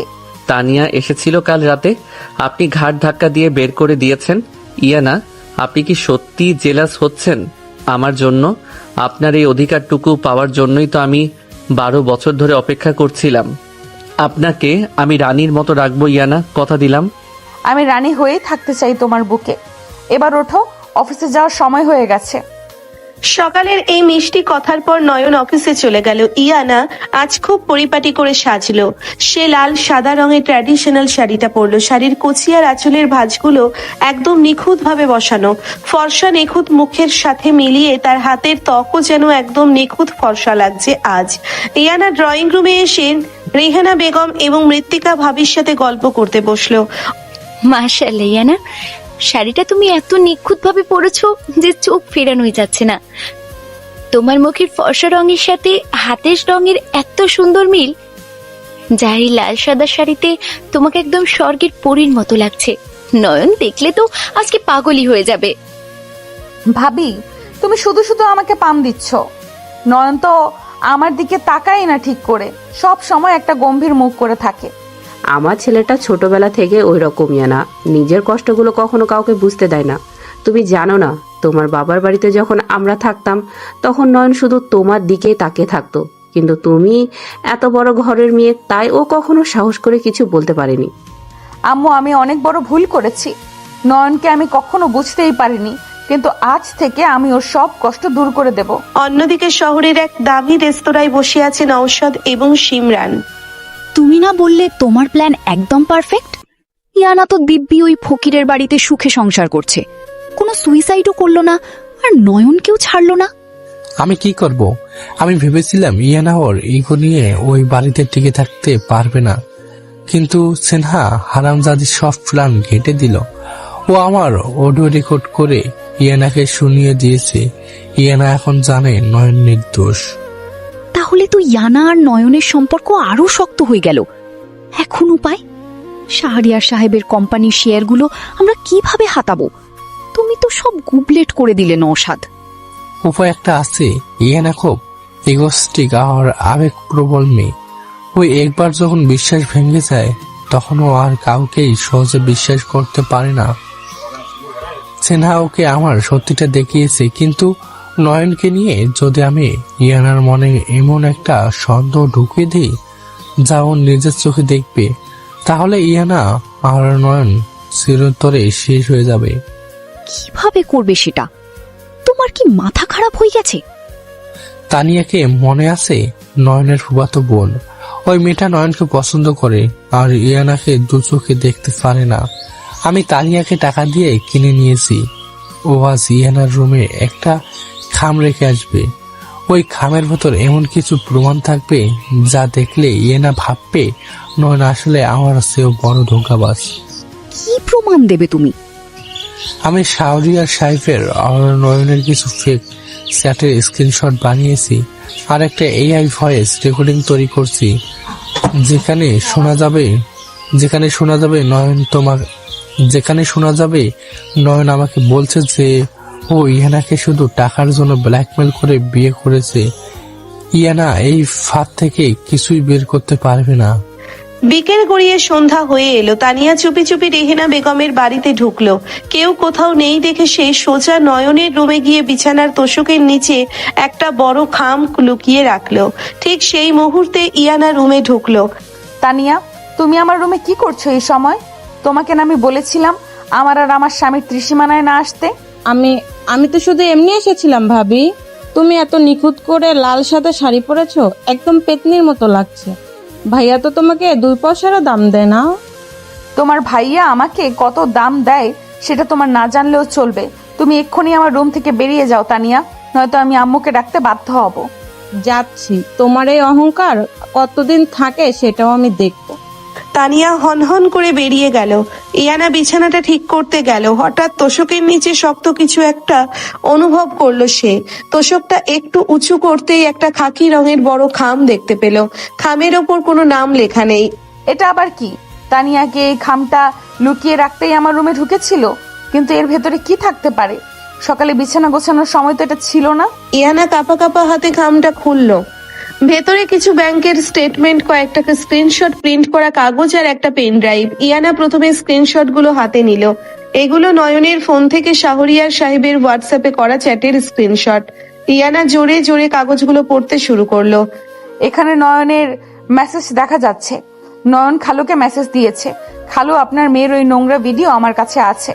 আপনি যদি চান ভিডিওটা ইন্টারনেটে না আসুক, তবে ইয়ানাকে আমার সাথে বিয়ে দিতে হবে, আর আপনার কোম্পানির 50% শেয়ার আমার নামে লিখে দিতে হবে। এটা কি দেখছি আমি?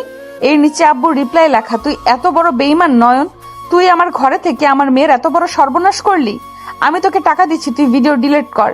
তার নিচে আবার নয়নের মেসেজ, টাকায় হবে না খালু, আমাকে বিয়ে দিতেই হবে। আমি ইয়ানাকে বিয়ে করে ওকে রাস্তার ভিখারি বানাবো, আর আপনি যদি মুখ খোলেন তবে ভিডিওটা পুরো দুনিয়া দেখবে।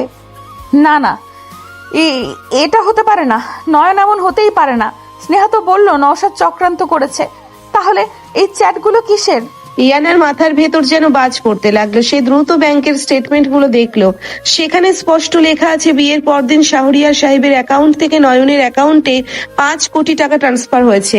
ইয়ানা পাগলের মতো পেন ড্রাইভটা নিয়ে তার ল্যাপটপে লাগালো। সেখানে একটি ভয়েস রেকর্ডিং। ইয়ানা সেটা প্লে করলো। রেকর্ডিং থেকে নয়ন আর নওশাদের গলা ভেসে এলো। কিরে নয়ন, তুই তো বাজিবাত করে দিলি। আমি জুসে ঔষধ মেশালাম আর তুই সেই সুযোগে ভিডিও বানিয়ে ব্ল্যাকমেল করে ইয়ানাকে বিয়ে করে নিলি। হা হা হা। আরে ভাই, গরিব হয়ে আর কতদিন থাকবো? ইয়ানার মতো অহংকারী মেয়েকে আমার এমনিতেও সহ্য হয় না। ওকে বিয়ে করে ওর বাবার সব সম্পত্তি হাতিয়ে নেওয়াই আমার মূল লক্ষ্য। ও তো ভাবছে আমি ওকে বাঁচিয়েছি। বোকা মেয়েটা এখন আমার প্রেমের জালে হাবুডুবু খাচ্ছে। আহ নয়ন, তুই এত বড় শয়তান, তুই আমাকে বিক্রি করে দিয়েছিস। অডিওটা শোনার পর ইয়ানার ল্যাপটপটা হাত থেকে ছিটকে ফ্লোরে পড়ে গেল। তার চোখের সামনে পুরো পৃথিবীটা যেন ঘুরতে শুরু করেছে। তার মানে নয়ন আর নওশাদ মিলে এই গেমটা খেলেছে। নয়ন তার বাবার কাছ থেকে 5 কোটি টাকা ব্ল্যাকমেল করে নিয়েছে। কাল রাতে সেই চোখের জল, সেই ভালোবাসা সব মিথ্যা। ইয়ানা চিৎকার করে নিজের চুল খামচে ধরলো। তার বুকের ভেতরটা যেন কেউ ধারালো করাত দিয়ে চিরে দিচ্ছে। রাত 8টা। নয়ন খুশি মনে বাড়িতে ঢুকলো। তার হাতে বেলি ফুলের একটি সুন্দর গাজরা আর ইয়ানার জন্য একটা ছোট্ট গিফট বক্স। সে হাসি মুখে নিজের রুমের দিকে পা বাড়ালো। ইয়ানা দেখুন, আমি আপনার জন্য কি এনেছি। আপনি কোথায়? তুই আর এক পাও সামনে আসবি না নয়ন, তুই একটা বেঈমান, তুই নওশাদের চেয়েও জঘন্য একটা জানোয়ার। ইয়ানা, কি হয়েছে? আপনি কাঁদছেন কেন? পুরো ঘরে জিনিসপত্র এভাবে ছড়িয়ে ছিটিয়ে আছে কেন? আর আপনি আমাকে তুই করে বলছেন কেন? আমি কি করেছি? সকালে তো সব ঠিক ছিল। সকালে সব ঠিক ছিল কারণ সকালে আমি তোর আসল রূপটা দেখতে পাইনি। আমি ভেবেছিলাম তুই একটা দেবতা, যে নিজের সম্মান বিকিয়ে দিয়ে আমাকে বাঁচিয়েছে। আমি তোর জন্য নিখুঁত করে শাড়িটা পরেছি, তোর অপেক্ষায় বসেছিলাম, কিন্তু তুই তো একটা শয়তান, যে আমার বাবার দুর্বলতার সুযোগ নিয়ে 5 কোটি টাকা আর আমাকে ব্ল্যাকমেইল করে বিয়ে করেছে। ব্ল্যাকমেইল? 5 কোটি টাকা? আপনি এসব কি আজে বাজে বকছেন? ইয়ানা, কে বলেছে আপনাকে এসব কথা? আপনি আমাকে এতটা জঘন্য ভাবছেন কিভাবে? আমাকে কেউ বলেনি, প্রমাণ আমার চোখের সামনে। এই দেখ তোর নোংরামির প্রমাণ। তুই কি ভেবেছিস আমি সারা জীবন তোর এই মিথ্যার জালে আটকে থাকবো? ইয়ানা খাম থেকে সেই কাগজগুলো বের করে নয়নের মুখের উপর ছুঁড়ে মারলো। কাগজগুলো হাওয়ায় উড়ে সারা ঘরে ছড়িয়ে পড়লো। নয়ন নিচু হয়ে একটা কাগজ হাতে নিল। সেখানে তার আর শাহরিয়ার সাহেবের চ্যাট প্রিন্ট করা। সে ব্যাংকের স্টেটমেন্টটাও দেখলো। নয়নের তীক্ষ্ণ বুদ্ধি বুঝতে 1 সেকেন্ডও সময় নিল না যে এটা নওশাদেরই কোনো নতুন চাল। ইয়ানা, আপনি এই বানানো কাগজগুলো বিশ্বাস করলেন? আপনি একবারও ভাবলেন না যে আমি এমন কোনো কাজ করতে পারি কিনা? এই সামান্য কাগজগুলো আপনার আর আমার বিশ্বাসের মাঝে দেয়াল তুলে দিল। তুই চুপ করবি? একদম চুপ। ওই ল্যাপটপে থাকা অডিওটা আমি নিজের কানে শুনেছি, যেখানে তুই আর নওশাদ মিলে হাসাহাসি করছিলি আমাকে নিয়ে। তুই নিজের মুখে বলেছিলি তুই আমার বাবার সম্পত্তি হাতানোর জন্য আমাকে বিয়ে করেছিস। তোদের দুজনের কথোপকথন আমি শুনেছি। অডিও? আজকাল এআই দিয়ে যে কোনো মানুষের গলার স্বর নকল করা যায়। ইয়ানা, আপনি এত শিক্ষিত হয়েও এই সামান্য ষড়যন্ত্রটা বুঝতে পারলেন না? আপনি নিজের কানকে বিশ্বাস করলেন, কিন্তু যে মানুষটা কাল সারা রাত আপনার শিয়রে বসেছিল তাকে বিশ্বাস করতে পারলেন না। হ্যাঁ, আমি শিক্ষিত হয়েও বুঝতে পারিনি, কারণ আমি তোর প্রেমে অন্ধ হয়ে গিয়েছিলাম। তুই আমার ইমোশন নিয়ে খেলেছিস, তুই আমাকে রাস্তায় নামিয়ে দিয়েছিস। আমি তোকে কোনোদিন ক্ষমা করব না নয়ন, কোনোদিন না। তুই এক্ষুনি আমার চোখের সামনে থেকে দূর হয়ে যা। ইয়ানা, সম্পর্ক টিকিয়ে রাখার জন্য কাগজের প্রমাণের চেয়ে বুকের বিশ্বাসের বেশি প্রয়োজন হয়। আপনি কাল রাতে আমাকে বিশ্বাস করেছিলেন কারণ আপনার মন সায় দিয়েছিল, আর আজ আপনি আমাকে অবিশ্বাস করছেন কারণ আপনার চোখের সামনের মিথ্যা কাগজগুলো আপনাকে বাধ্য করছে। আমি আপনাকে বলেছিলাম আমি নওশাদের মতো ধোঁকাবাজ নই। তোর ফিলোসফি নিজের কাছে রাখ। তুই একটা লোভী আর নীচ মানসিকতার ছেলে। আমার বাবা ঠিকই বলেছিল, তুই আমাদের বাড়িতে পালিত একটা কুকুর ছাড়া আর কিছুই নোস। তুই একটা বেঈমান কুকুর। আমি কখনো আপনার বাবার সম্পত্তির লোভ করিনি ইয়ানা। আমি শুধু আপনাকে ভালোবেসেছিলাম। আমি ভেবেছিলাম আমার ভালোবাসা দিয়ে আমি আপনার সব ক্ষত সারিয়ে তুলব, কিন্তু আমি ভুলে গিয়েছিলাম কাঁচ একবার ভেঙে গেলে সেটা জোড়া লাগানো যায়, কিন্তু বিশ্বাস একবার ভেঙে গেলে সেটা আর জোড়া লাগে না। আপনি আমাকে কুকুর বললেন? ঠিক আছে ইয়ানা, আমি যাচ্ছি। তোর এই নোংরামি আর ভালো লাগছে না। তুই বেরিয়ে যা এখান থেকে, আর কোনোদিন আমার সামনে আসবি না। আমি যাচ্ছি, আপনি শান্ত হন। আমি আর কখনো আপনার জীবনে ফিরে আসব না, আপনাকে বিরক্তও করব না। ভালো থাকবেন। আমার প্রথম আর শেষ ভালোবাসা।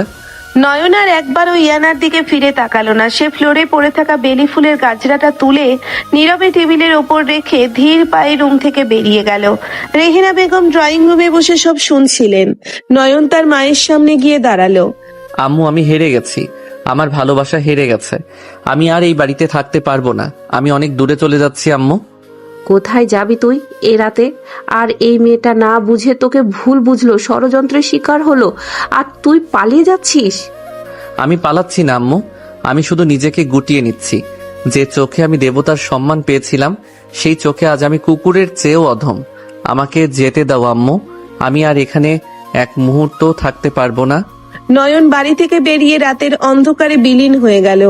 বাইরে তখন টিপ টিপ করে বৃষ্টি শুরু হয়েছে। নয়ন চলে যাওয়ার পর ইয়ানা রাগে ক্ষোভে ঘরের জিনিসপত্র আছাড় মারতে শুরু করলো। সে নয়নের বইয়ের তাকটা ধরে সজোরে টান দিল। তাকের ওপর থেকে বইগুলো হুড়মুড় করে ফ্লোরে পড়ে গেল। বইয়ের সাথে ভারী একটা কাঠের বক্স নিচে পড়ে ভেঙে গেল। বাক্সটা ভাঙতেই ভেতর থেকে একটা পুরনো লাল মলাটের ডায়েরি বেরিয়ে এলো। ইয়ানা ডায়েরিটা হাতে তুলে নিল। ডায়েরিটা খুলতেই দেখি প্রথম পাতায় বড় বড় করে লেখা, আমার ইয়ানা আপু। আমার হাত কাঁপছে। নয়ন লিখেছে, আজ ইয়ানা আপু কাশফুল বনে লাল সাদা শাড়ি পরে এসেছিল। আপুর হাতে একটা পাম্পাস ঘাস ছিল। ফর্সা নিখুঁত মুখের দিকে মিলিয়ে ওর হাতের ত্বকও যেন একদম নিখুঁত ফর্সা লাগছিল। শাড়ির কুচি আর আঁচলের ভাঁজগুলো একদম নিখুঁত ভাবে বসানো ছিল। ওকে ঠিক পরীর মতো লাগছিল। আমি দূর থেকে ওর ছবি তুলেছি। আপু তো আমাকে ছোট ভাই ভাবে, তাই ওকে কখনো বলতে পারবো না যে আমি ওকে কতটা ভালোবাসি। আল্লাহ যেন আপুকে সারা জীবন হাসি খুশি রাখেন। এটা কি লেখা? নয়ন আমাকে এত আগে থেকে ভালোবাসে। আর আমি আরো পাতা উল্টালাম। এখানে লেখা, আপু আজ নওশাদ ভাইকে বিয়ে করার কথা বলল। আমার বুকটা ফেটে যাচ্ছিল। আমি জানি নওশাদ ভাই ভালো মানুষ না, ওর চোখের ভাষা সুবিধার না, কিন্তু আপু ওকে ভালোবাসে। আপুর হাসি মুখের জন্য আমি নিজের ভালোবাসাকে কবর দিয়ে দিলাম। আপু সুখে থাকলেই আমার সুখ। আমি ডুকরে কেঁদে উঠলাম। ডায়েরির শেষের পাতাটায় কালের লেখাগুলো জায়গায় জায়গায় লেপ্টে আছে। নয়ন লিখেছে, আজ জানতে পারলাম নওশাদ আপুর একটা খারাপ ভিডিও বানিয়েছে এআই দিয়ে। আমি তো গরিব, আমার তো ক্ষমতা নেই ওই শয়তানটাকে আটকানোর, কিন্তু আমি আমার আপুর সম্মান এইভাবে নষ্ট হতে দেব না। কাল আমি সব দোষ নিজের ঘাড়ে নেব। সবাই আমাকে ঘৃণা করবে, আপু আমাকে ঘৃণা করবে, কিন্তু আপু তো বেঁচে যাবে। আমি সারা জীবন আপুর ঘৃণা মাথা পেতে নেব, কিন্তু ওর চোখে এক ফোঁটাও জল আসতে দেব না। নয়ন, না না, আমি এটা কি করলাম নয়ন? আমি তোকে চিনতে পারিনি নয়ন। আমি এআই ভয়েস বিশ্বাস করলাম, ফেক কাগজ বিশ্বাস করলাম, কিন্তু তোর ভালোবাসা বিশ্বাস করতে পারলাম না। আমি কত বড় অপরাধী নয়ন। তুই কোথায় গেলি আমাকে ছেড়ে? আমি যে তোকে ছাড়া বাঁচতে পারবো না। ইয়ানা পাগলের মতো চিৎকার করে ডায়েরিটা বুকে জড়িয়ে ধরে ফ্লোরে লুটিয়ে পড়ল। তার গগন বিদারী কান্নায় পুরো ঘর কেঁপে উঠল। সে বারবার নয়নের নাম ধরে ডাকতে লাগলো, কিন্তু সেই আদুরে শান্ত স্বামীটা তখন অনেক দূরে চলে গেছে। নয়ন বাড়ি থেকে চলে যাওয়ার পর পুরো একটা রাত ইয়ানা ফ্লোরে পড়ে কেঁদেছে। সকালের আলো ফোটার পর তার ঘোর কাটলো। সে ডায়েরিটা বুকে চেপে ধরে পাগলের মতো ড্রয়িং রুমে ছুটে এলো। রেহেনা বেগম সোফায় বসে তসবিহ পড়ছিলেন। ইয়ানাকে উস্কো খুস্কো চুলে লাল চোখে কাঁদতে দেখে তিনি দীর্ঘশ্বাস ফেললেন। আম্মু, নয়ন কোথায়? ও তো রাতে ফেরেনি। ও কোথায় গেছে আম্মু? প্লিজ আমাকে বলুন, আমি ওর কাছে যাব। আমি ওর পায়ে ধরে ক্ষমা চাইবো। ক্ষমা চাইবে? কার কাছে ক্ষমা চাইবে ইয়ানা? যে কুকুরটার ছুঁড়ে দেওয়া উচ্ছিষ্ট আজ তোমার বাবার সম্মান বাঁচাতে আছে সে কুকুরের কাছে, নাকি যে শয়তানটা তোমার বাবার কোম্পানি হাতানোর জন্য তোমাকে ব্ল্যাকমেল করে বিয়ে করেছে তার কাছে? আম্মু প্লিজ আমাকে আর লজ্জা দেবেন না। আমি বুঝতে পারিনি আম্মু, আমি তানিয়ার কথায় আর নওশাদের ওই ভুয়া প্রমাণ দেখে অন্ধ হয়ে গিয়েছিলাম। আমার নয়নকে দেবতার মতো, আমার নয়ন তো দেবতার মতো, ও আমার শেষ সম্মান বাঁচাতে গিয়ে নিজের জীবন শেষ করে দিয়েছে, আর আমি ওকে। আম্মু প্লিজ বলুন ও কোথায়? আমি জানি না নয়ন কোথায়। ও কাল রাতে শুধু বলেছিল ও হেরে গেছে, ও 12 বছরের জমানো ভালোবাসা হেরে গেছে।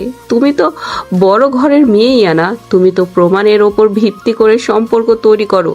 আজ যখন প্রমাণ মিথ্যে প্রমাণিত হলো, তখন তোমার মনে ভালোবাসা উথলে পড়ছে। বিশ্বাস ছাড়া ভালোবাসা টিকে না ইয়ানা। আমি আমার ভুল শোধরাতে চাই আম্মু। আমি আমার স্বামীকে ফিরিয়ে আনতে চাই। ও যেখানেই থাকুক আমি ওকে খুঁজে বের করবই। ইয়ানা ছুটে নিজের ঘরে গেল। সে নয়নের নম্বরে বারবার কল করতে লাগলো, কিন্তু ফোন বন্ধ। সে স্নেহার কাছেও গেল, নয়নের বন্ধুদের কাছে খোঁজ নিল, কিন্তু কেউ বলতে পারলো না নয়ন কোথায় গেছে। এমনকি রেহেনা বেগমও ইয়ানার সাথে স্বাভাবিক কথা বলা বন্ধ করে দিলেন। ইয়ানার জীবন থেকে নয়ন যেন হাওয়ায় মিলিয়ে গেল। দেখতে দেখতে 3টি মাস কেটে গেল। এই 3 মাসে ইয়ানা পুরোপুরি বদলে গেছে। তার সেই অহংকার, জেদ সব যেন নয়নের সাথে সাথেই হারিয়ে গেছে। সে সারাদিন শুধু নয়নের ঘরে বসে থাকে, নয়নের ডায়েরি পড়ে আর কাঁদে। আর এদিকে শাহরিয়ার সাহেবের কোম্পানিতে ভয়াবহ ধস নেমেছে। নওশাদ আর শিমরান মিলে কোম্পানির ভেতর থেকে এমন এক জালিয়াতি করেছে যে শাহরিয়ার সাহেবের কোম্পানি আজ দেউলিয়া হওয়ার পথে। শাহরিয়ার সাহেবের বাড়ির ড্রয়িং রুমে আজ থমথমে পরিবেশ। শাহরিয়ার সাহেব মাথায় হাত দিয়ে বসে আছেন, আফরোজা বেগম কাঁদছেন। এখন কি হবে শাহরিয়ার? আমাদের তো সব শেষ। ওই নওশাদ শয়তানটা আমাদের পথে বসিয়ে দিল। আমি কিছুই বুঝতে পারছি না আফরোজা। নওশাদ কোম্পানির এত বড় ক্ষতি করবে আমি স্বপ্নেও ভাবিনি। ব্যাংক আমাদের সব প্রপার্টি বাজেয়াপ্ত করার নোটিশ পাঠিয়েছে। আজ বিকালের মধ্যে যদি আমরা 50 কোটি টাকা ব্যাংকে জমা না দেই, তাহলে আমাদের এই বাড়িটাও নিলামে উঠবে। ঠিক সেই মুহূর্তে ইয়ানা সেই বাড়িতে প্রবেশ করলো। ইয়ানার পরনে একটি সাধারণ সুতির 3 পিস, চোখের নিচে কালি। তাকে দেখে শাহরিয়ার সাহেব আরো রেগে গেলেন। তুই এখানে কি করতে এসেছিস? তোকে না আমি বলছিলাম ওই বাড়িতে আর কখনো পা না রাখতে? আমি এখানে থাকতে আসিনি আব্বু। আমি শুনেছি কোম্পানির অবস্থা খুব খারাপ। আমি শুধু তোমাদের দেখতে এসেছিলাম। তোর দেখার কোনো দরকার নেই। ওই ফকির নয়ন তোকে ছেড়ে পালিয়েছে বলে এখন বাবার টাকায় ভাগ বসাতে এসেছিস? দূর হয় এখান থেকে। হঠাৎ ম্যানেজার রফিক হাঁপাতে হাঁপাতে ড্রয়িং রুমে ঢুকলেন। তার মুখে এক অদ্ভুত আনন্দের হাসি। স্যার, গুড নিউজ, আমরা বেঁচে গেছি স্যার। আমাদের কোম্পানি বেঁচে গেছে। রফিক, কি বলছো তুমি? কে বাঁচালো আমাদের? এশিয়াটিক গ্রুপের এমডি স্যার, দেশের সবচেয়ে বড় মাল্টি মিলিয়নিয়ার ইনভেস্টর। উনি আমাদের কোম্পানির সব দায়ভার নিজের কাঁধে নিচ্ছেন। শুধু তাই নয়, নওশাদ আর শিমরান যে জালিয়াতি করেছিল তার সব প্রমাণ উনি পুলিশের হাতে তুলে দিয়েছেন। পুলিশ নওশাদ আর শিমরানকে অ্যারেস্ট করেছে স্যার। আলহামদুলিল্লাহ। কিন্তু রফিক ভাই, এশিয়াটিক গ্রুপের এমডি তো কখনো মিডিয়ার সামনে আসেন না। উনি আমাদের এত বড় উপকার কেন করলেন? উনি এখনই আসছেন স্যার। উনি আমাদের কোম্পানির 50% শেয়ার কিনে নিয়েছেন। উনি নিজেই পেপারস নিয়ে আসছেন। সবার চোখ দরজার দিকে স্থির হয়ে গেল। ইয়ানাও এক কোনায় দাঁড়িয়ে আছে। সেও দেখতে চায় কে সেই মানুষ যে আজ তার বাবার সম্মান বাঁচালো। কিছুক্ষণ পর দরজার সামনে বেশ কয়েকটি দামি কালো গাড়ি এসে থামলো। কয়েকজন বডিগার্ড ভেতরে প্রবেশ করলো। আর তাদের পেছনে যে মানুষটি রাজকীয় ভঙ্গিতে ঘরে ঢুকলো তাকে দেখে শাহরিয়ার সাহেব, আফরোজা বেগম এবং ইয়ানা যেন পাথর হয়ে গেল। নয়ন, তুই এখানে কি করছিস?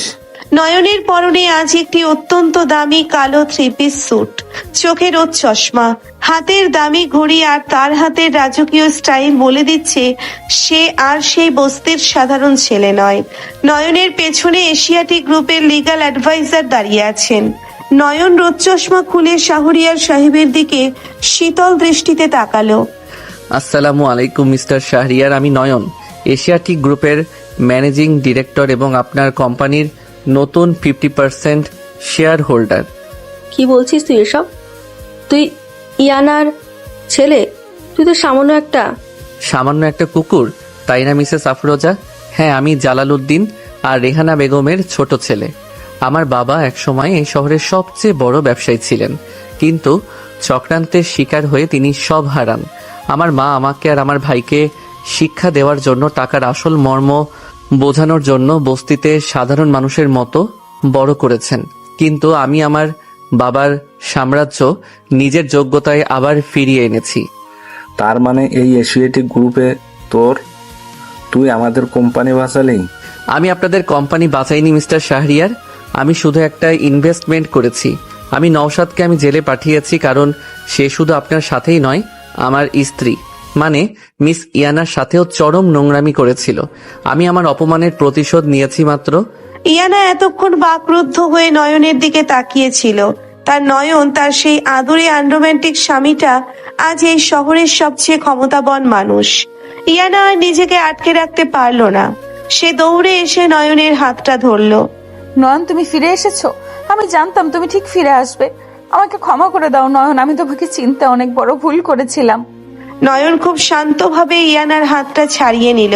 তার চোখে আজ কোনো মায়া নেই, কোনো ভালোবাসা নেই, আছে শুধু এক জমাট বাঁধা বরফ। মিস ইয়ানা, আমি এখানে কোনো ব্যক্তিগত সম্পর্ক নিয়ে আসিনি। আমি এখানে এসেছি বিজনেস ডিল ফাইনাল করতে, আর আপনি আমাকে স্পর্শ করবেন না। আপনার মতো বড় ঘরের মেয়ের একজন সাধারণ কুকুরের ছোঁয়া লাগলে আপনার সম্মান নষ্ট হতে পারে। প্লিজ নয়ন, আমাকে ওই কথাগুলো মনে করিয়ে দিয়ে আর শাস্তি দিও না। আমি তোমার ডায়েরি পড়েছি নয়ন, আমি সব জানি। তুমি আমাকে সেই ছোটবেলা থেকে ভালোবাসো। ছোটবেলার ভালোবাসা ছোটবেলাতেই মানায় মিস ইয়ানা। বাস্তবে ভালোবাসার চেয়ে কাগজের প্রমাণের দাম বেশি। আপনি তো প্রমাণ ছাড়া কিছু বিশ্বাস করেন না, তাই না? আজ আমার কাছে প্রমাণ আছে যে আমি এই শহরের সবচেয়ে বড় ধনী, তাই হয়তো আজ আপনার মনে আমার জন্য আবার ভালোবাসা জেগেছে। না নয়ন, তুমি ভুল ভাবছো। তুমি যদি আজ রাস্তার ভিখারিও হতে, তাহলেও আমি তোমার পায়ে পড়তাম। আমি তোমাকে ভালোবেসে ফেলেছি নয়ন। ভালোবাসা? যে ভালোবাসা একটা এআই বানানো ফেক অডিও আর কয়েকটা স্ক্রিনশট দেখে জানালা দিয়ে পালিয়ে যায়, আমি সেই ভালোবাসাকে ঘেন্না করি। মিস্টার শাহরিয়ার, পেপারস রেডি আছে, আপনি শুধু সাইন করে দিন। আমার হাতে সময় খুব কম। নয়নের এই নির্মম অবহেলা ইয়ানার বুকে ধারালো ছুরির মতো বিঁধল। শাহরিয়ার সাহেব কাঁপা কাঁপা হাতে পেপারসে সাইন করে দিলেন। নয়ন পেপারসে নিয়ে একবারও ইয়ানার দিকে না তাকিয়ে সোজা বাইরে চলে গেল। ইয়ানা ফ্লোরে বসে অঝরে কাঁদতে লাগলো। ইয়ানা, তুই কাঁদছিস কেন? যা, নয়নকে আটকা, ও তো তোরই স্বামী। স্বামী? আমি তো নিজের হাতে আমার স্বামীকে খুন করেছি আম্মু। আমি আমার অহংকার দিয়ে ওর ভালোবাসাটাকে মেরে ফেলেছি, কিন্তু আমি এত সহজে হার মানবো না। আমি আমার নয়নকে ফিরিয়ে আনবই। বিকেল গড়িয়ে সন্ধ্যা নেমেছে। আকাশ ঘন কালো মেঘে ঢেকে গেছে। তীব্র বেগে বাতাস বইছে। যে কোনো মুহূর্তে কালবৈশাখী ঝড় শুরু হবে। এশিয়াটিক গ্রুপের 20 তলা হেড অফিসের সামনে এসে থামলো একটি ট্যাক্সি। ট্যাক্সি থেকে নামলো ইয়ানা। আজ সে সেই ঐতিহ্যবাহী লাল সাদা শাড়িটি পরেছে। তার নিখুঁত ফর্সা মুখশ্রীর সাথে দুহাতের ফর্সা ত্বক একদম মানানসই লাগছে।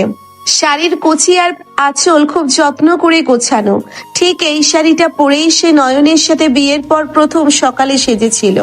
সে জানে নয়ন এই রূপটা দেখতে ভালোবাসে। ইয়ানা সোজা রিসেপশনে গেল। আমাকে আপনাদের এমডি স্যারের সাথে দেখা করতে হবে। ম্যাম, এমডি স্যারের সাথে অ্যাপয়েন্ট ছাড়া দেখা করা নিষেধ। উনি আজ খুব ব্যস্ত। আমি ওর স্ত্রী, আমার কোনো অ্যাপয়েন্টমেন্ট লাগবে না। ইয়ানা কাউকে তোয়াক্কা না করে সোজা লিফটে উঠে নয়নের পার্সোনাল ফ্লোরে চলে গেল। নয়ন তখন ল্যাপটপে কাজ করছিল। ইয়ানাকে হঠাৎ দরজা খুলে ঢুকতে দেখে সে ভ্রু কুচকালো। আপনি এখানে কেন এসেছেন মিস? ইয়ানা, আমার সিকিউরিটি এত দুর্বল হয়ে গেল কবে থেকে? আমি তোমার স্ত্রী নয়ন। স্ত্রীর স্বামীর কাছে আসতে কোনো সিকিউরিটির প্রয়োজন হয় না। স্ত্রী? আমাদের বিয়েটা তো একটা চুক্তি ছিল মাত্র। আপনি তো বলেছিলেন, আমি আপনাকে সম্মান দিয়েছিলাম, আর আপনি আমাকে ঘাড় ধাক্কা দিয়ে বের করে দিয়েছিলেন। এখন আর এসব ন্যাকামি করে কি লাভ? আমি ন্যাকামি ধরছি না, আমি ন্যাকামি করছি না নয়ন। আমি জানি আমি অনেক বড় অপরাধ করেছি। আমি তোমার চোখের ভাষা বুঝতে পারিনি, কিন্তু তুমি তো আমাকে ভালোবাসতে নয়ন। 12টা বছর তুমি আমাকে ভালোবেসেছো। সেই ভালোবাসা কি এক নিমেষেই শেষ হয়ে যেতে পারে? শেষ হয়ে যায়নি ইয়ানা, আমি নিজের হাতে সেই ভালোবাসাকে কবর দিয়েছি। আপনি কি জানেন, ওই রাতে আপনি যখন আমাকে কুকুর বলেছিলেন, তখন আমার বুকের ভেতরটা কেমন ফেটে যাচ্ছিল। আমি আপনার সম্মান বাঁচাতে গিয়ে নওশাদের কাছে নিজের মাথা নিচু করেছিলাম, আর আপনি আমাকে তার চেয়েও জঘন্য বানালেন। আমাকে শাস্তি দাও নয়ন। তুমি আমাকে মারো, আমাকে বকো, আমাকে ঘাড় ধাক্কা দিয়ে বের করে দাও, কিন্তু আমাকে ছেড়ে যাওয়ার কথা বলো না। আমি তোমাকে ছাড়া বাঁচবো না নয়ন। ইয়ানা কাঁদতে কাঁদতে নয়নের পায়ের কাছে বসে পড়ল। সে নয়নের হাতটা নিজের দুহাতে চেপে ধরল। নয়ন কঠোর থাকার চেষ্টা করছে, কিন্তু ইয়ানার চোখের পানি দেখে তার বুকের ভেতরটা দুমড়ে মুচড়ে যাচ্ছে। তার উপর ইয়ানার পরনে সেই লাল সাদা শাড়ি, যা দেখে নয়নের 12 বছর আগের সেই কাশফুল বনের কথা মনে পড়ে যাচ্ছে। আপনি এখান থেকে যান ইয়ানা, আমি আপনাকে ক্ষমা করতে পারবো না। বিশ্বাস একবার ভাঙলে সেটা আর জোড়া লাগে না। নয়ন ঝটকা দিয়ে ইয়ানার হাত ছাড়িয়ে নিল এবং অফিস থেকে দ্রুত বেরিয়ে লিফটের দিকে চলে গেল। ইয়ানা ফ্লোরে পড়ে হু হু করে কাঁদতে লাগলো, কিন্তু সে হার মানতে রাজি নয়। সে দ্রুত উঠে নয়নের পিছু পিছু নিচে নামলো। নয়ন যখন বিল্ডিং থেকে বের হচ্ছে, তখন বাইরে মুষলধারে বৃষ্টি শুরু হয়েছে। বৃষ্টির সাথে সাথে প্রচন্ড মেঘের ডাক। ইয়ানা তো মেঘের ডাক খুব ভয় পায়। গাড়ি আনলক করে ভেতরে বসতে যাবে, ঠিক তখন ইয়ানা দৌড়ে এসে নয়নের গাড়ির সামনে দাঁড়ালো। ইয়ানা, আপনি পাগল হয়ে গেছেন। রাস্তা থেকে সরুন, গাড়ি চালিয়ে দেব আমি। চালিয়ে দাও গাড়ি, আমাকে মেরেই ফেলো তুমি। তোমাকে ছাড়া বেঁচে থাকার চেয়ে তোমার গাড়ির নিচে মরে যাওয়া আমার কাছে অনেক বেশি শান্তির। নয়ন গাড়ি থেকে নেমে ইয়ানার কাছে এলো। মুষলধারে বৃষ্টিতে ইয়ানা পুরোপুরি ভিজে গেছে। তার ঐতিহ্যবাহী লাল সাদা শাড়ি ভিজে তার ফর্সা নিখুঁত গায়ের সাথে লেপ্টে আছে। শাড়ির লাল পাড় থেকে বৃষ্টির পানি গড়িয়ে গড়িয়ে পড়ছে। ইয়ানার নিখুঁত ফর্সা হাত দুটো ঠান্ডায় কাঁপছে। বৃষ্টির কারণে সে চোখ খুলতে পারছে না, কিন্তু তবুও সে গাড়ির সামনে পাহাড়ের মতো দাঁড়িয়ে আছে। জেদ করবেন না ইয়ানা, সরে দাঁড়ান বলছি, আপনার ঠান্ডা লেগে যাবে। লাগুক ঠান্ডা, জ্বর আসুক, আমি এই বৃষ্টিতে ভিজে মরে যাব। তবু তুমি আমাকে ক্ষমা না করা পর্যন্ত আমি এখান থেকে এক পাও নড়বো না। কেন করছেন এমন? আপনি তো আমাকে ঘেন্না করেন, আমি তো আপনার লেভেলের মানুষ নই। হ্যাঁ, আমি ঘেন্না করি। আমি ঘেন্না করি আমার নিজের অহংকারকে।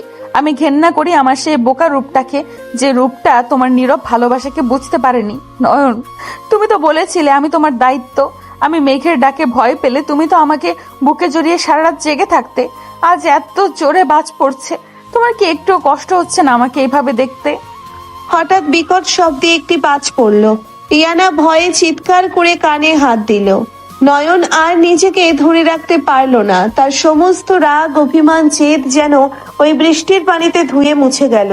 সে দৌড়ে গিয়ে ইয়ানাকে সজোরে নিজের বুকের ভেতর টেনে নিল। ইয়ানা নয়নের শার্ট খামচে ধরে তার বুকে মুখ লুকালো। আপনি খুব স্বার্থপর ইয়ানা। আপনি জানেন আপনি মেঘ ভয় পেলে আমি ঠিক থাকতে পারি না, তাও আপনি এই ঝড় বৃষ্টির মধ্যে জেদ করে দাঁড়িয়ে আছেন। তুমি তার চেয়েও বেশি পাষাণ নয়ন। তুমি আমাকে এত কষ্ট দিচ্ছিলে। ইয়ানা ডুকরে কেঁদে নয়নের বুকে মাথা রাখলো। নয়ন তার দুই বলিষ্ঠ হাত দিয়ে ইয়ানাকে এমন ভাবে জড়িয়ে ধরলো যেন সে পুরো পৃথিবী থেকে ইয়ানাকে আড়াল করে নিতে চাইছে। আমি পাষাণ নই ইয়ানা, আমি শুধু ভয় পাচ্ছিলাম। আমি ভয় পাচ্ছিলাম যদি আবার আপনি আমাকে ভুল বোঝেন, যদি আবার আমাকে ছেড়ে চলে যান, আমি ওই কষ্টটা দ্বিতীয়বার সহ্য করতে পারতাম না। আমি আর কখনো যাব না নয়ন। আমি তোমার ডায়েরির ওই কাশফুল বনের ইয়ানা হয়ে সারা জীবন তোমার বুকে থাকতে চাই। তুমি আমাকে ক্ষমা করেছো নয়ন? ক্ষমা তো আমি আপনাকে সেদিনই করে দিয়েছিলাম, যেদিন আপনি আমার কপালে জলপট্টি দিয়ে সারা রাত জেগেছিলেন। কিন্তু আমি তো পুরুষ মানুষ ইয়ানা, একটু অভিমান তো আমারও করার অধিকার আছে, তাই না? ইয়ানা মুখ তুলে নয়নের দিকে তাকালো। বৃষ্টির পানিতে নয়নের চুলগুলো ভিজে কপালে লেপ্টে আছে। ইয়ানার নিখুঁত ফর্সা হাতটি ধীরে ধীরে নয়নের ভেজা গালে স্পর্শ করলো। আমার আনরোমান্টিক বরের এত অভিমান? ঠিক আছে, আজ থেকে তোমার সব অভিমান ভাঙানোর দায়িত্ব এই আদরে বউয়ের। নয়ন মুচকি হাসলো। সে ইয়ানার কপালে জমে থাকা বৃষ্টির পানি আলতো করে মুছে দিল। তারপর দুই হাত দিয়ে ইয়ানার ফর্সা নিখুঁত মুখটা অঞ্জলি করে ধরে তার ঠোঁটে এক দীর্ঘ পবিত্র আর আবেগ ঘন চুমু আঁকলো। মুষলধারে বৃষ্টির মধ্যে দীর্ঘ 3 মাসের বিরহ, রাগ, জেদ আর অভিমান গলে গিয়ে এক পরম শান্তির ভালোবাসায় পরিণত হলো। রাস্তার ল্যাম্পপোস্টের আলোয় লাল সাদা শাড়ি পরা ইয়ানা আর স্যুট পরা নয়নকে দেখে মনে হচ্ছিল যেন কোনো রূপকথার রাজ্য থেকে নেমে আসা এক অমর জুটি। বৃষ্টির তীব্রতা আরো বাড়ছে, কিন্তু নয়ন আর ইয়ানার সেদিকে কোনো ভ্রুক্ষেপ নেই। তারা একে অপরের উষ্ণতায় নিজেদের সব কষ্ট ভুলে গেছে। 12 বছরের নীরব ভালোবাসা আজ সমস্ত বাধা পেরিয়ে সমস্ত চক্রান্ত ধূলিসাৎ করে পূর্ণতা পেল। মুষলধারে বৃষ্টির মধ্যে নয়নের বুকের মাথা রেখে ইয়ানা যেন পৃথিবীর সব শান্তি খুঁজে পেয়েছে। দীর্ঘক্ষণ একে অপরকে জড়িয়ে রাখার পর নয়ন ইয়ানাকে নিজের স্যুট দিয়ে মুড়িয়ে গাড়িতে বসালো। গাড়ি চলতে শুরু করলো এশিয়াটিক গ্রুপের এমডি অর্থাৎ নয়নদের আসল রাজকীয় প্রাসাদের দিকে। পুরোটা রাস্তায় ইয়ানা নয়নের একটা হাত শক্ত করে ধরে নিজের গালের সাথে চেপে রেখেছিল। নয়নের হাতের স্পর্শ পেয়ে ইয়ানার মনে হচ্ছিল সে যেন তার হারিয়ে যাওয়া প্রাণ ফিরে পেয়েছে। গাড়ি এসে থামলো এক বিশাল প্রাসাদের সামনে। শাহরিয়ার সাহেবের বাড়ির চেয়েও এই বাড়িটা বহুগুণ বড় আর বিলাসবহুল। ইয়ানাকে নিয়ে নয়ন যখন ড্রয়িং রুমে প্রবেশ করলো তখন সেখানে পরিবারের সবাই উপস্থিত। রেহেনা বেগম, জালালউদ্দিন বড় ভাই তানজিম, মৃত্তিকা ভাবি, এমনকি দাদিমাও বসে আছেন। ইয়ানাকে ভেজা অবস্থায় দেখে সবাই চমকে উঠলেন। ইয়ানা সোজা ছুটে গিয়ে রেহেনা বেগমের পায়ের কাছে বসে পড়ল। আম্মু, আমাকে মাফ করে দিন। আমি না বুঝে অনেক বড় অপরাধ করে ফেলেছিলাম। আমি প্রমাণ আর জেদের বশবর্তী হয়ে আপনাদের সবার মনে কষ্ট দিয়েছি। আম্মু প্লিজ আমাকে আপনাদের মেয়ে হিসেবে আর একটা বার সুযোগ দিন। পাগলি মেয়ে একটা, তুই তো আমার মেয়ে মতোই, তুই কাঁদছিস কেন? রেহেনা বেগম ইয়ানাকে টেনে তুলে নিজের বুকে জড়িয়ে ধরলেন। ইয়ানা ডুকরে কেঁদে উঠল। রেহেনা বেগম ইয়ানার মাথায় হাত বুলিয়ে দিতে লাগলেন।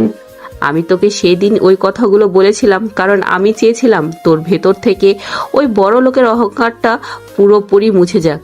তুই যে বুঝতে পেরেছিস সেই সম্পর্কের ভিত্তিটা টাকা বা প্রমাণ নয়, সম্পর্কের ভিত্তি হলো বিশ্বাস।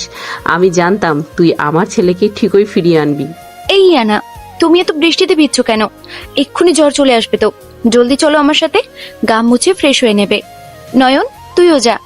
মৃত্তিকা ভাবি ইয়ানাকে নিয়ে একটি বিশাল সুসজ্জিত বেডরুমে গেলেন। ইয়ানা ফ্রেশ হয়ে তার সেই নিখুঁত ভাবে জড়ানো লাল সাদা ট্র্যাডিশনাল শাড়িটা আবার পরল। শাড়ির কুচি আর আঁচল এত সুন্দরভাবে সেট করা যে তাকে সত্যিই কোনো দেবীর মতো লাগছিল। তার ফর্সা নিখুঁত মুখশ্রীর সাথে দুহাতের ফর্সা ত্বকের অদ্ভুত সুন্দর মিল আজ যেন আরো বেশি মোহনীয় হয়ে উঠেছে। ইয়ানা ড্রয়িং রুমে ফিরে আসতেই দেখলো সেখানে এক থমথমে পরিবেশ। শাহরিয়ার সাহেব, আফরোজা বেগম, স্নেহা, আবির এবং ফুপু রুকসানা ও তার মেয়ে তানিয়াও সেখানে উপস্থিত। আর তাদের মাঝখানে মাথা নিচু করে দাঁড়িয়ে আছে নওশাদ এবং সিমরান।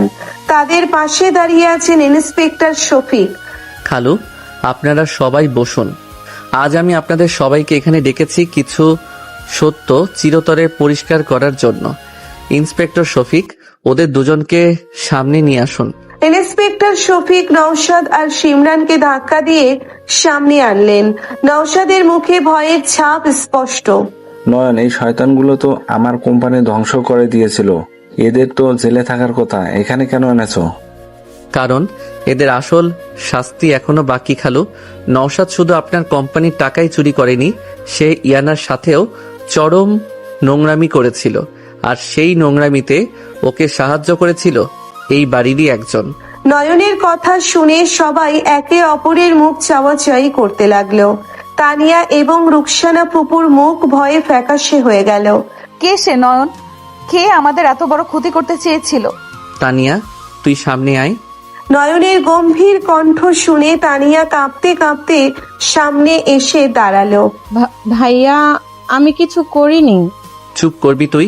তুই ভাবলি কিভাবে যে আমার বেডরুমে তুই ওই ভুয়া খামটা রেখে আসবি আর আমি সেটা ধরতে পারবো না? আমি এশিয়াটিক গ্রুপের এমডি। আমার বেডরুমে হিডেন ক্যামেরা লাগানো থাকে, সেটা কি তুই জানতিস? নয়ন তার ল্যাপটপ অন করে প্রজেক্টরে একটা ভিডিও প্লে করলো। ভিডিওতে স্পষ্ট দেখা যাচ্ছে তানিয়া চুপি চুপি নয়নের রুমে ঢুকে তোশকের নিচে ওই খামটা লুকিয়ে রাখছে। ইয়ানার আগে ফুঁসতে লাগলো। তানিয়া, তুই এত নীচ! আমি তোকে কি ক্ষতি করেছিলাম যে তুই আমার আর নয়নের মাঝে ওই ফেক অডিও আর কাগজ রেখে আমাদের আলাদা করতে চাইলি? আমাকে ফুফু আর নওশাদ ভাই টাকা দিয়েছিল। ভাবি, আমি ফুফুর কথাই। এই হারামির মেয়ে, তুই আমার নাম জড়াচ্ছিস কেন? আমি এসবের কিছু জানি না। মিথ্যা বলবেন না রুকসানা আন্টি, আপনি তো আমাকে বলেছিলেন যে রেহানার ছেলে নয়নকে আপনি দু চোখে দেখতে পারেন না। আপনি চেয়েছিলেন নয়ন আর ইয়ানার ডিভোর্স হয়ে যাক, যাতে শাহরিয়ার সাহেবের সম্পত্তি আপনার ভাগে আসে। আর সেই প্ল্যানে আমি আপনাকে সাহায্য করেছিলাম। ওই এআই ভয়েস আর ফেক ব্যাক স্টেটমেন্ট আমি বানিয়েছিলাম। নওশাদের কথা শুনে পুরো ড্রয়িং রুমে যেন বোমা ফাটলো। আফরোজা বেগম ছুটে এসে রুকসানার গালে সজোরে এক থাপ্পড় বসিয়ে দিলেন। রুকসানা, তুই নিজের ভাইয়ের মেয়ের এত বড় সর্বনাশ করতে চাইলি টাকার লোভে? তুই তো একটা ডাইনি। তুই আজ থেকে আমার বোন নস রুকসানা। আমার প্রপার্টিতে তোর কোনো এক পয়সাও অধিকার নেই। তুই আর তোর মেয়ে এই মুহূর্ত থেকে আমার বাড়ি থেকে, আমার জীবন থেকে দূর হয়ে যা। ভাই, আমাকে মাফ করে দেন ভাই। আমি লোভের বশে এই কাজ করে ফেলেছি। রাহানা ভাবি, আমাকে বাঁচান। যে নারী নিজের লোভের জন্য একটা পবিত্র ভালোবাসাকে কালিমা লিপ্ত করতে পারে, তার জন্য আমার মনে কোনো জায়গা নেই। আপনারাও আসুন। শাহরিয়ার সাহেবের নির্দেশে গার্ডরা রুকসানা এবং তানিয়াকে ঘাড় ধাক্কা দিয়ে বের করে দিল। ইন্সপেক্টর শফিক নওশাদ আর সিমরানকে হাতকড়া পরালেন। পুলিশ নওশাদ আর সিমরানকে নিয়ে চলে গেল। ড্রয়িং রুমে এখন শুধু দুই পরিবারের আপন মানুষগুলো। আফরোজা বেগম ধীর পায়ে রেহেনা বেগমের সামনে এসে দাঁড়ালেন। তার চোখে অনুশোচনার জল। রেহানা, তুই আমাকে মাফ করে দিস বোন। আমি টাকার অহংকারে অন্ধ হয়ে গিয়েছিলাম। আমি ভুলে গিয়েছিলাম যে আমরা একসময় কতটা কাছে ছিলাম। আমি তোর ছেলেকে কুকুর বলেছি, ওকে ঘাড় ধাক্কা দিয়েছি, অথচ ওই ছেলেই আজ আমার স্বামীর সম্মান, আমার মেয়ের জীবন সব বাঁচালো। আমাকে তুই ক্ষমা কর রেহানা। আরে আফরোজা, তুই কাঁদছিস কেন? আমার তো বোন। তোর মেয়ে কি আমার মেয়ে নয়? আর নয়ন তো তোদেরই ছেলে। অতীত ভুলে যা। আজ থেকে আমাদের দুই পরিবার আবার আগের মতো এক হয়ে গেল। রেহেনা এবং আফরোজা একে অপরকে জড়িয়ে ধরে কাঁদতে লাগলেন। শাহরিয়ার সাহেব জালাল উদ্দিনকে জড়িয়ে ধরলেন। পুরো পরিবারে এক আনন্দ ঘন পরিবেশ তৈরি হলো। স্নেহা পেছন থেকে ইয়ানাকে গুঁতো দিয়ে ফিসফিস করে বলল, কি রে মহারানী, এবার তো বর পেলি, তাও আবার মাল্টি মিলিয়নিয়ার। এবার তো একটু হাস। হাসবো কিভাবে? তোর ওই আনরোম্যান্টিক দুলাভাইয়ের দিকে তাকা। এত বড় একটা ঝড় পার হলো আর সে এখনো পকেটে হাত দিয়ে গম্ভীর হয়ে দাঁড়িয়ে আছে। একটা মিষ্টি কথাও তো বলতে পারে। ইয়ানার কথা শুনে আবির এবং তানজিম জোরে হেসে উঠল। আরে দোস্ত, তোর বউ তো তোর নামে কমপ্লেন করেছে, বলছে তুই নাকি আনরোমান্টিক। আমি আনরোমান্টিক? ঠিক আছে, আজ এর একটা ফয়সালা হয়েই যাক। নয়ন হঠাৎ করে ইয়ানার দিকে এগিয়ে এলো। ইয়ানা কিছুটা নার্ভাস হয়ে পিছিয়ে গেল। সবার সামনে নয়ন সোজা হাঁটু গেড়ে ফ্লোরে বসে পড়ল। তার এই কাণ্ড দেখে দাদিমা থেকে শুরু করে শাহরিয়ার সাহেব সবাই অবাক হয়ে গেলেন। নয়ন নিজের পকেট থেকে একটা লাল মখমলের বক্স বের করে সেটা খুলল। ভেতরে একটি জলজলে হীরের আংটি। ইয়ানা, সেই ছোটবেলা থেকে আপনাকে দেখে আসছি। আপনাকে নিয়ে প্রথম যে ছবিটা আমি আমার ডায়েরিতে লিখেছিলাম সেটা এখনো আমার চোখে ভাসে। আমি লিখেছিলাম, আজ ইয়ানা আপু কাশফুল বনে লাল শাড়ি পরে এসেছিল। বাতাসে ওর চুলগুলো উড়ছিল, ওর হাতে ছিল পাম্পাস ঘাস, ওকে ঠিক পরীর মতো লাগছিল। নয়নের মুখে নিজের সেই ডায়েরির কথাগুলো শুনে ইয়ানার দু চোখ বেয়ে আনন্দ অশ্রু গড়িয়ে পড়তে লাগলো। আমি কোনোদিন ভাবিনি এই পরীর মতো মেয়েটা আমার জীবনে সত্যি হয়ে আসবে। পরিস্থিতি আমাদের বিয়ে দিয়ে বাধ্য করেছিল ঠিকই, কিন্তু আমি কখনো আপনাকে আমার অধিকারের শেকলে বাঁধতে চাইনি। আজ যখন আমাদের মাঝে আর কোনো মিথ্যার দেয়াল নেই, কোনো ভুল বোঝাবুঝি নেই, আমি সবার সামনে আপনাকে আমার জীবনের সবচেয়ে বড় সত্যি হিসেবে মেনে নিতে চাই। নয়ন ইয়ানার দিকে আংটিটা বাড়িয়ে দিয়ে এক অদ্ভুত মায়াবী কণ্ঠে বলল, মিস ইয়ানা, বয়সে ছোট হলেও ভালোবাসায় আমি আপনার চেয়ে অনেক বড়। আপনি কি এই আনরোমান্টিক, জেদি আর আপনাকে পাগলের মতো ভালোবাসার ছেলেটার আদুরে বউ হয়ে সারা জীবন আমার বুকে মাথা রেখে ঘুমাতে রাজি আছেন? না। ইয়ানা না শুনে সবাই আটকে উঠল। নয়ন অবাক হয়ে তাকালো।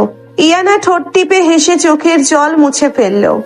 আমি শুধু তোমার বুকে মাথা রেখে ঘুমাতে রাজি নই, আমি তোমার সাথে ঝগড়া করতে, তোমার উপর অধিকার খাটাতে আর তোমার ওই গম্ভীর মুখটা সারা জীবন দেখতে রাজি। কবুল কবুল কবুল। ইয়ানার কথাগুলো শুনে পুরো বাড়ি হাসিতে ফেটে পড়ল। নয়ন ইয়ানার ফর্সা নিখুঁত আঙ্গুলে হীরের আংটি পরিয়ে দিল। তারপর উঠে দাঁড়িয়ে ইয়ানাকে সজোরে নিজের বুকের ভেতর জড়িয়ে দিল। সবাই হাততালি দিয়ে উঠল। দাদিমা আর দুই মা মিলে ওদের মাথায় হাত রেখে দোয়া করে দিলেন। রাতের খাবার শেষ, সবাই নিজের নিজের রুমে চলে গেল। ইয়ানাকে মৃত্তিকা ভাবি এবং স্নেহা মিলে নয়নের নতুন বিশাল বেডরুমে দিয়ে এলো। রুমটা আজ বেরি আর গোলাপ ফুল দিয়ে খুব সুন্দর করে সাজানো। চারিদিকে মিষ্টি একটা সুবাস। ইয়ানা খাটের এক কোণায় বসে আছে, তার পরনে সেই লাল সাদা শাড়ি যা নিখুঁত ভাবে তার ফর্সা ত্বকের সাথে মিশে আছে। একটু পর দরজা খোলার শব্দ হলো। নয়ন ধীর পায়ে ভেতরে প্রবেশ করে দরজাটা ভেতর থেকে লক করে দিল। নয়ন ইয়ানার দিকে এগিয়ে আসতেই ইয়ানার বুকের ভেতরটা অজানা এক শিহরণে কেঁপে উঠল। নয়ন ইয়ানার পাশে বসে তার হাত দুটো নিজের হাতের মুঠোয় নিল। আপনি কাঁদছেন ইয়ানা? না, মানে আমি বুঝতে পারছি না নয়ন, এত সুখ আমার কপালে কিভাবে জুটলো? আমি তো তোমাকে কত কষ্ট দিয়েছি, তুমি আমাকে এত ভালোবাসো কেন? কারণ আপনি আমার সেই লাল শাড়ি পরা পরি যাকে ছাড়া আমার পৃথিবী অন্ধকার। আপনি জানেন ইয়ানা, গত 3টে মাস আপনাকে ছাড়া আমি কিভাবে কাটিয়েছি। প্রতিদিন রাতে আপনার বালিশটা বুকে জড়িয়ে কাঁদতাম। আর কাঁদবে না নয়ন, আর কখনো না। আমি কথা দিচ্ছি, জীবনে যত ঝড় আসুক আমি আর কখনো তোমার হাত ছাড়বো না। তুমি শুধু আমাকে তোমার এই বুকের ভেতর লুকিয়ে রেখো। ইয়ানা মুখ তুলে নয়নের দিকে তাকালো। নয়নের চোখে আজ এক অদ্ভুত নেশা। যে ছেলেটা 12 বছর ধরে নিজের সব অনুভূতি দমিয়ে রেখেছিল, আজ সে তার ভালোবাসাকে পূর্ণতা দিতে চায়। নয়ন ইয়ানার গালে হাত রেখে তার চোখের জল মুছে দিল। আজ আর কোনো কান্না নয় ইয়ানা, আজ শুধু আমাদের রাত। 12 বছরের দীর্ঘ অপেক্ষার পর আজ আপনি পুরোপুরি আমার। নয়নের আঙ্গুলগুলো ইয়ানার ফর্সা মুখশ্রী ছুঁয়ে ধীরে ধীরে নিচের দিকে নামতে লাগলো। ইয়ানা চোখ বন্ধ করে সেই গভীর সম্মানজনক এবং পবিত্র স্পর্শ অনুভব করতে লাগলো। নয়ন খুব আলতো করে ইয়ানার কপালে, কানে এবং শেষে তার কাঁপতে থাকা ঠোঁটে এক গভীর চুমু আঁকলো। ইয়ানা নয়নের শার্ট খামচে ধরে তার আলিঙ্গনে পুরোপুরি নিজেকে সঁপে দিল। নয়নের আদর কোনো তাড়াহুড়োয় ভরা ছিল না, প্রতিটি স্পর্শে ছিল সম্মান আর দীর্ঘদিনের জমানো আবেগ। সে ইয়ানাকে পরম যতন করে বিছানায় শুইয়ে দিল। ঘরের আলো ম্লান হয়ে এলো। বাইরে বৃষ্টির হালকা রিমঝিম শব্দ আর ঘরের ভেতর দুটি হৃদয়ের একাকার হয়ে যাওয়ার শব্দ। ইয়ানার সব অভিমান, সব কষ্ট আজ নয়নের এই ধীর, শান্ত আর গভীর ভালোবাসার কাছে সম্পূর্ণ ধরা দিল। 12 বছরের সেই নীরব প্রেমিক আজ তার খালাতো সিনিয়র বোনকে তার জীবনের সবচেয়ে আদুরে বউ বানিয়ে নিল। একটি মিষ্টি, স্নিগ্ধ আর আবেগময় ভালোবাসার চিরস্থায়ী বসন্ত শুরু হলো তাদের জীবনে।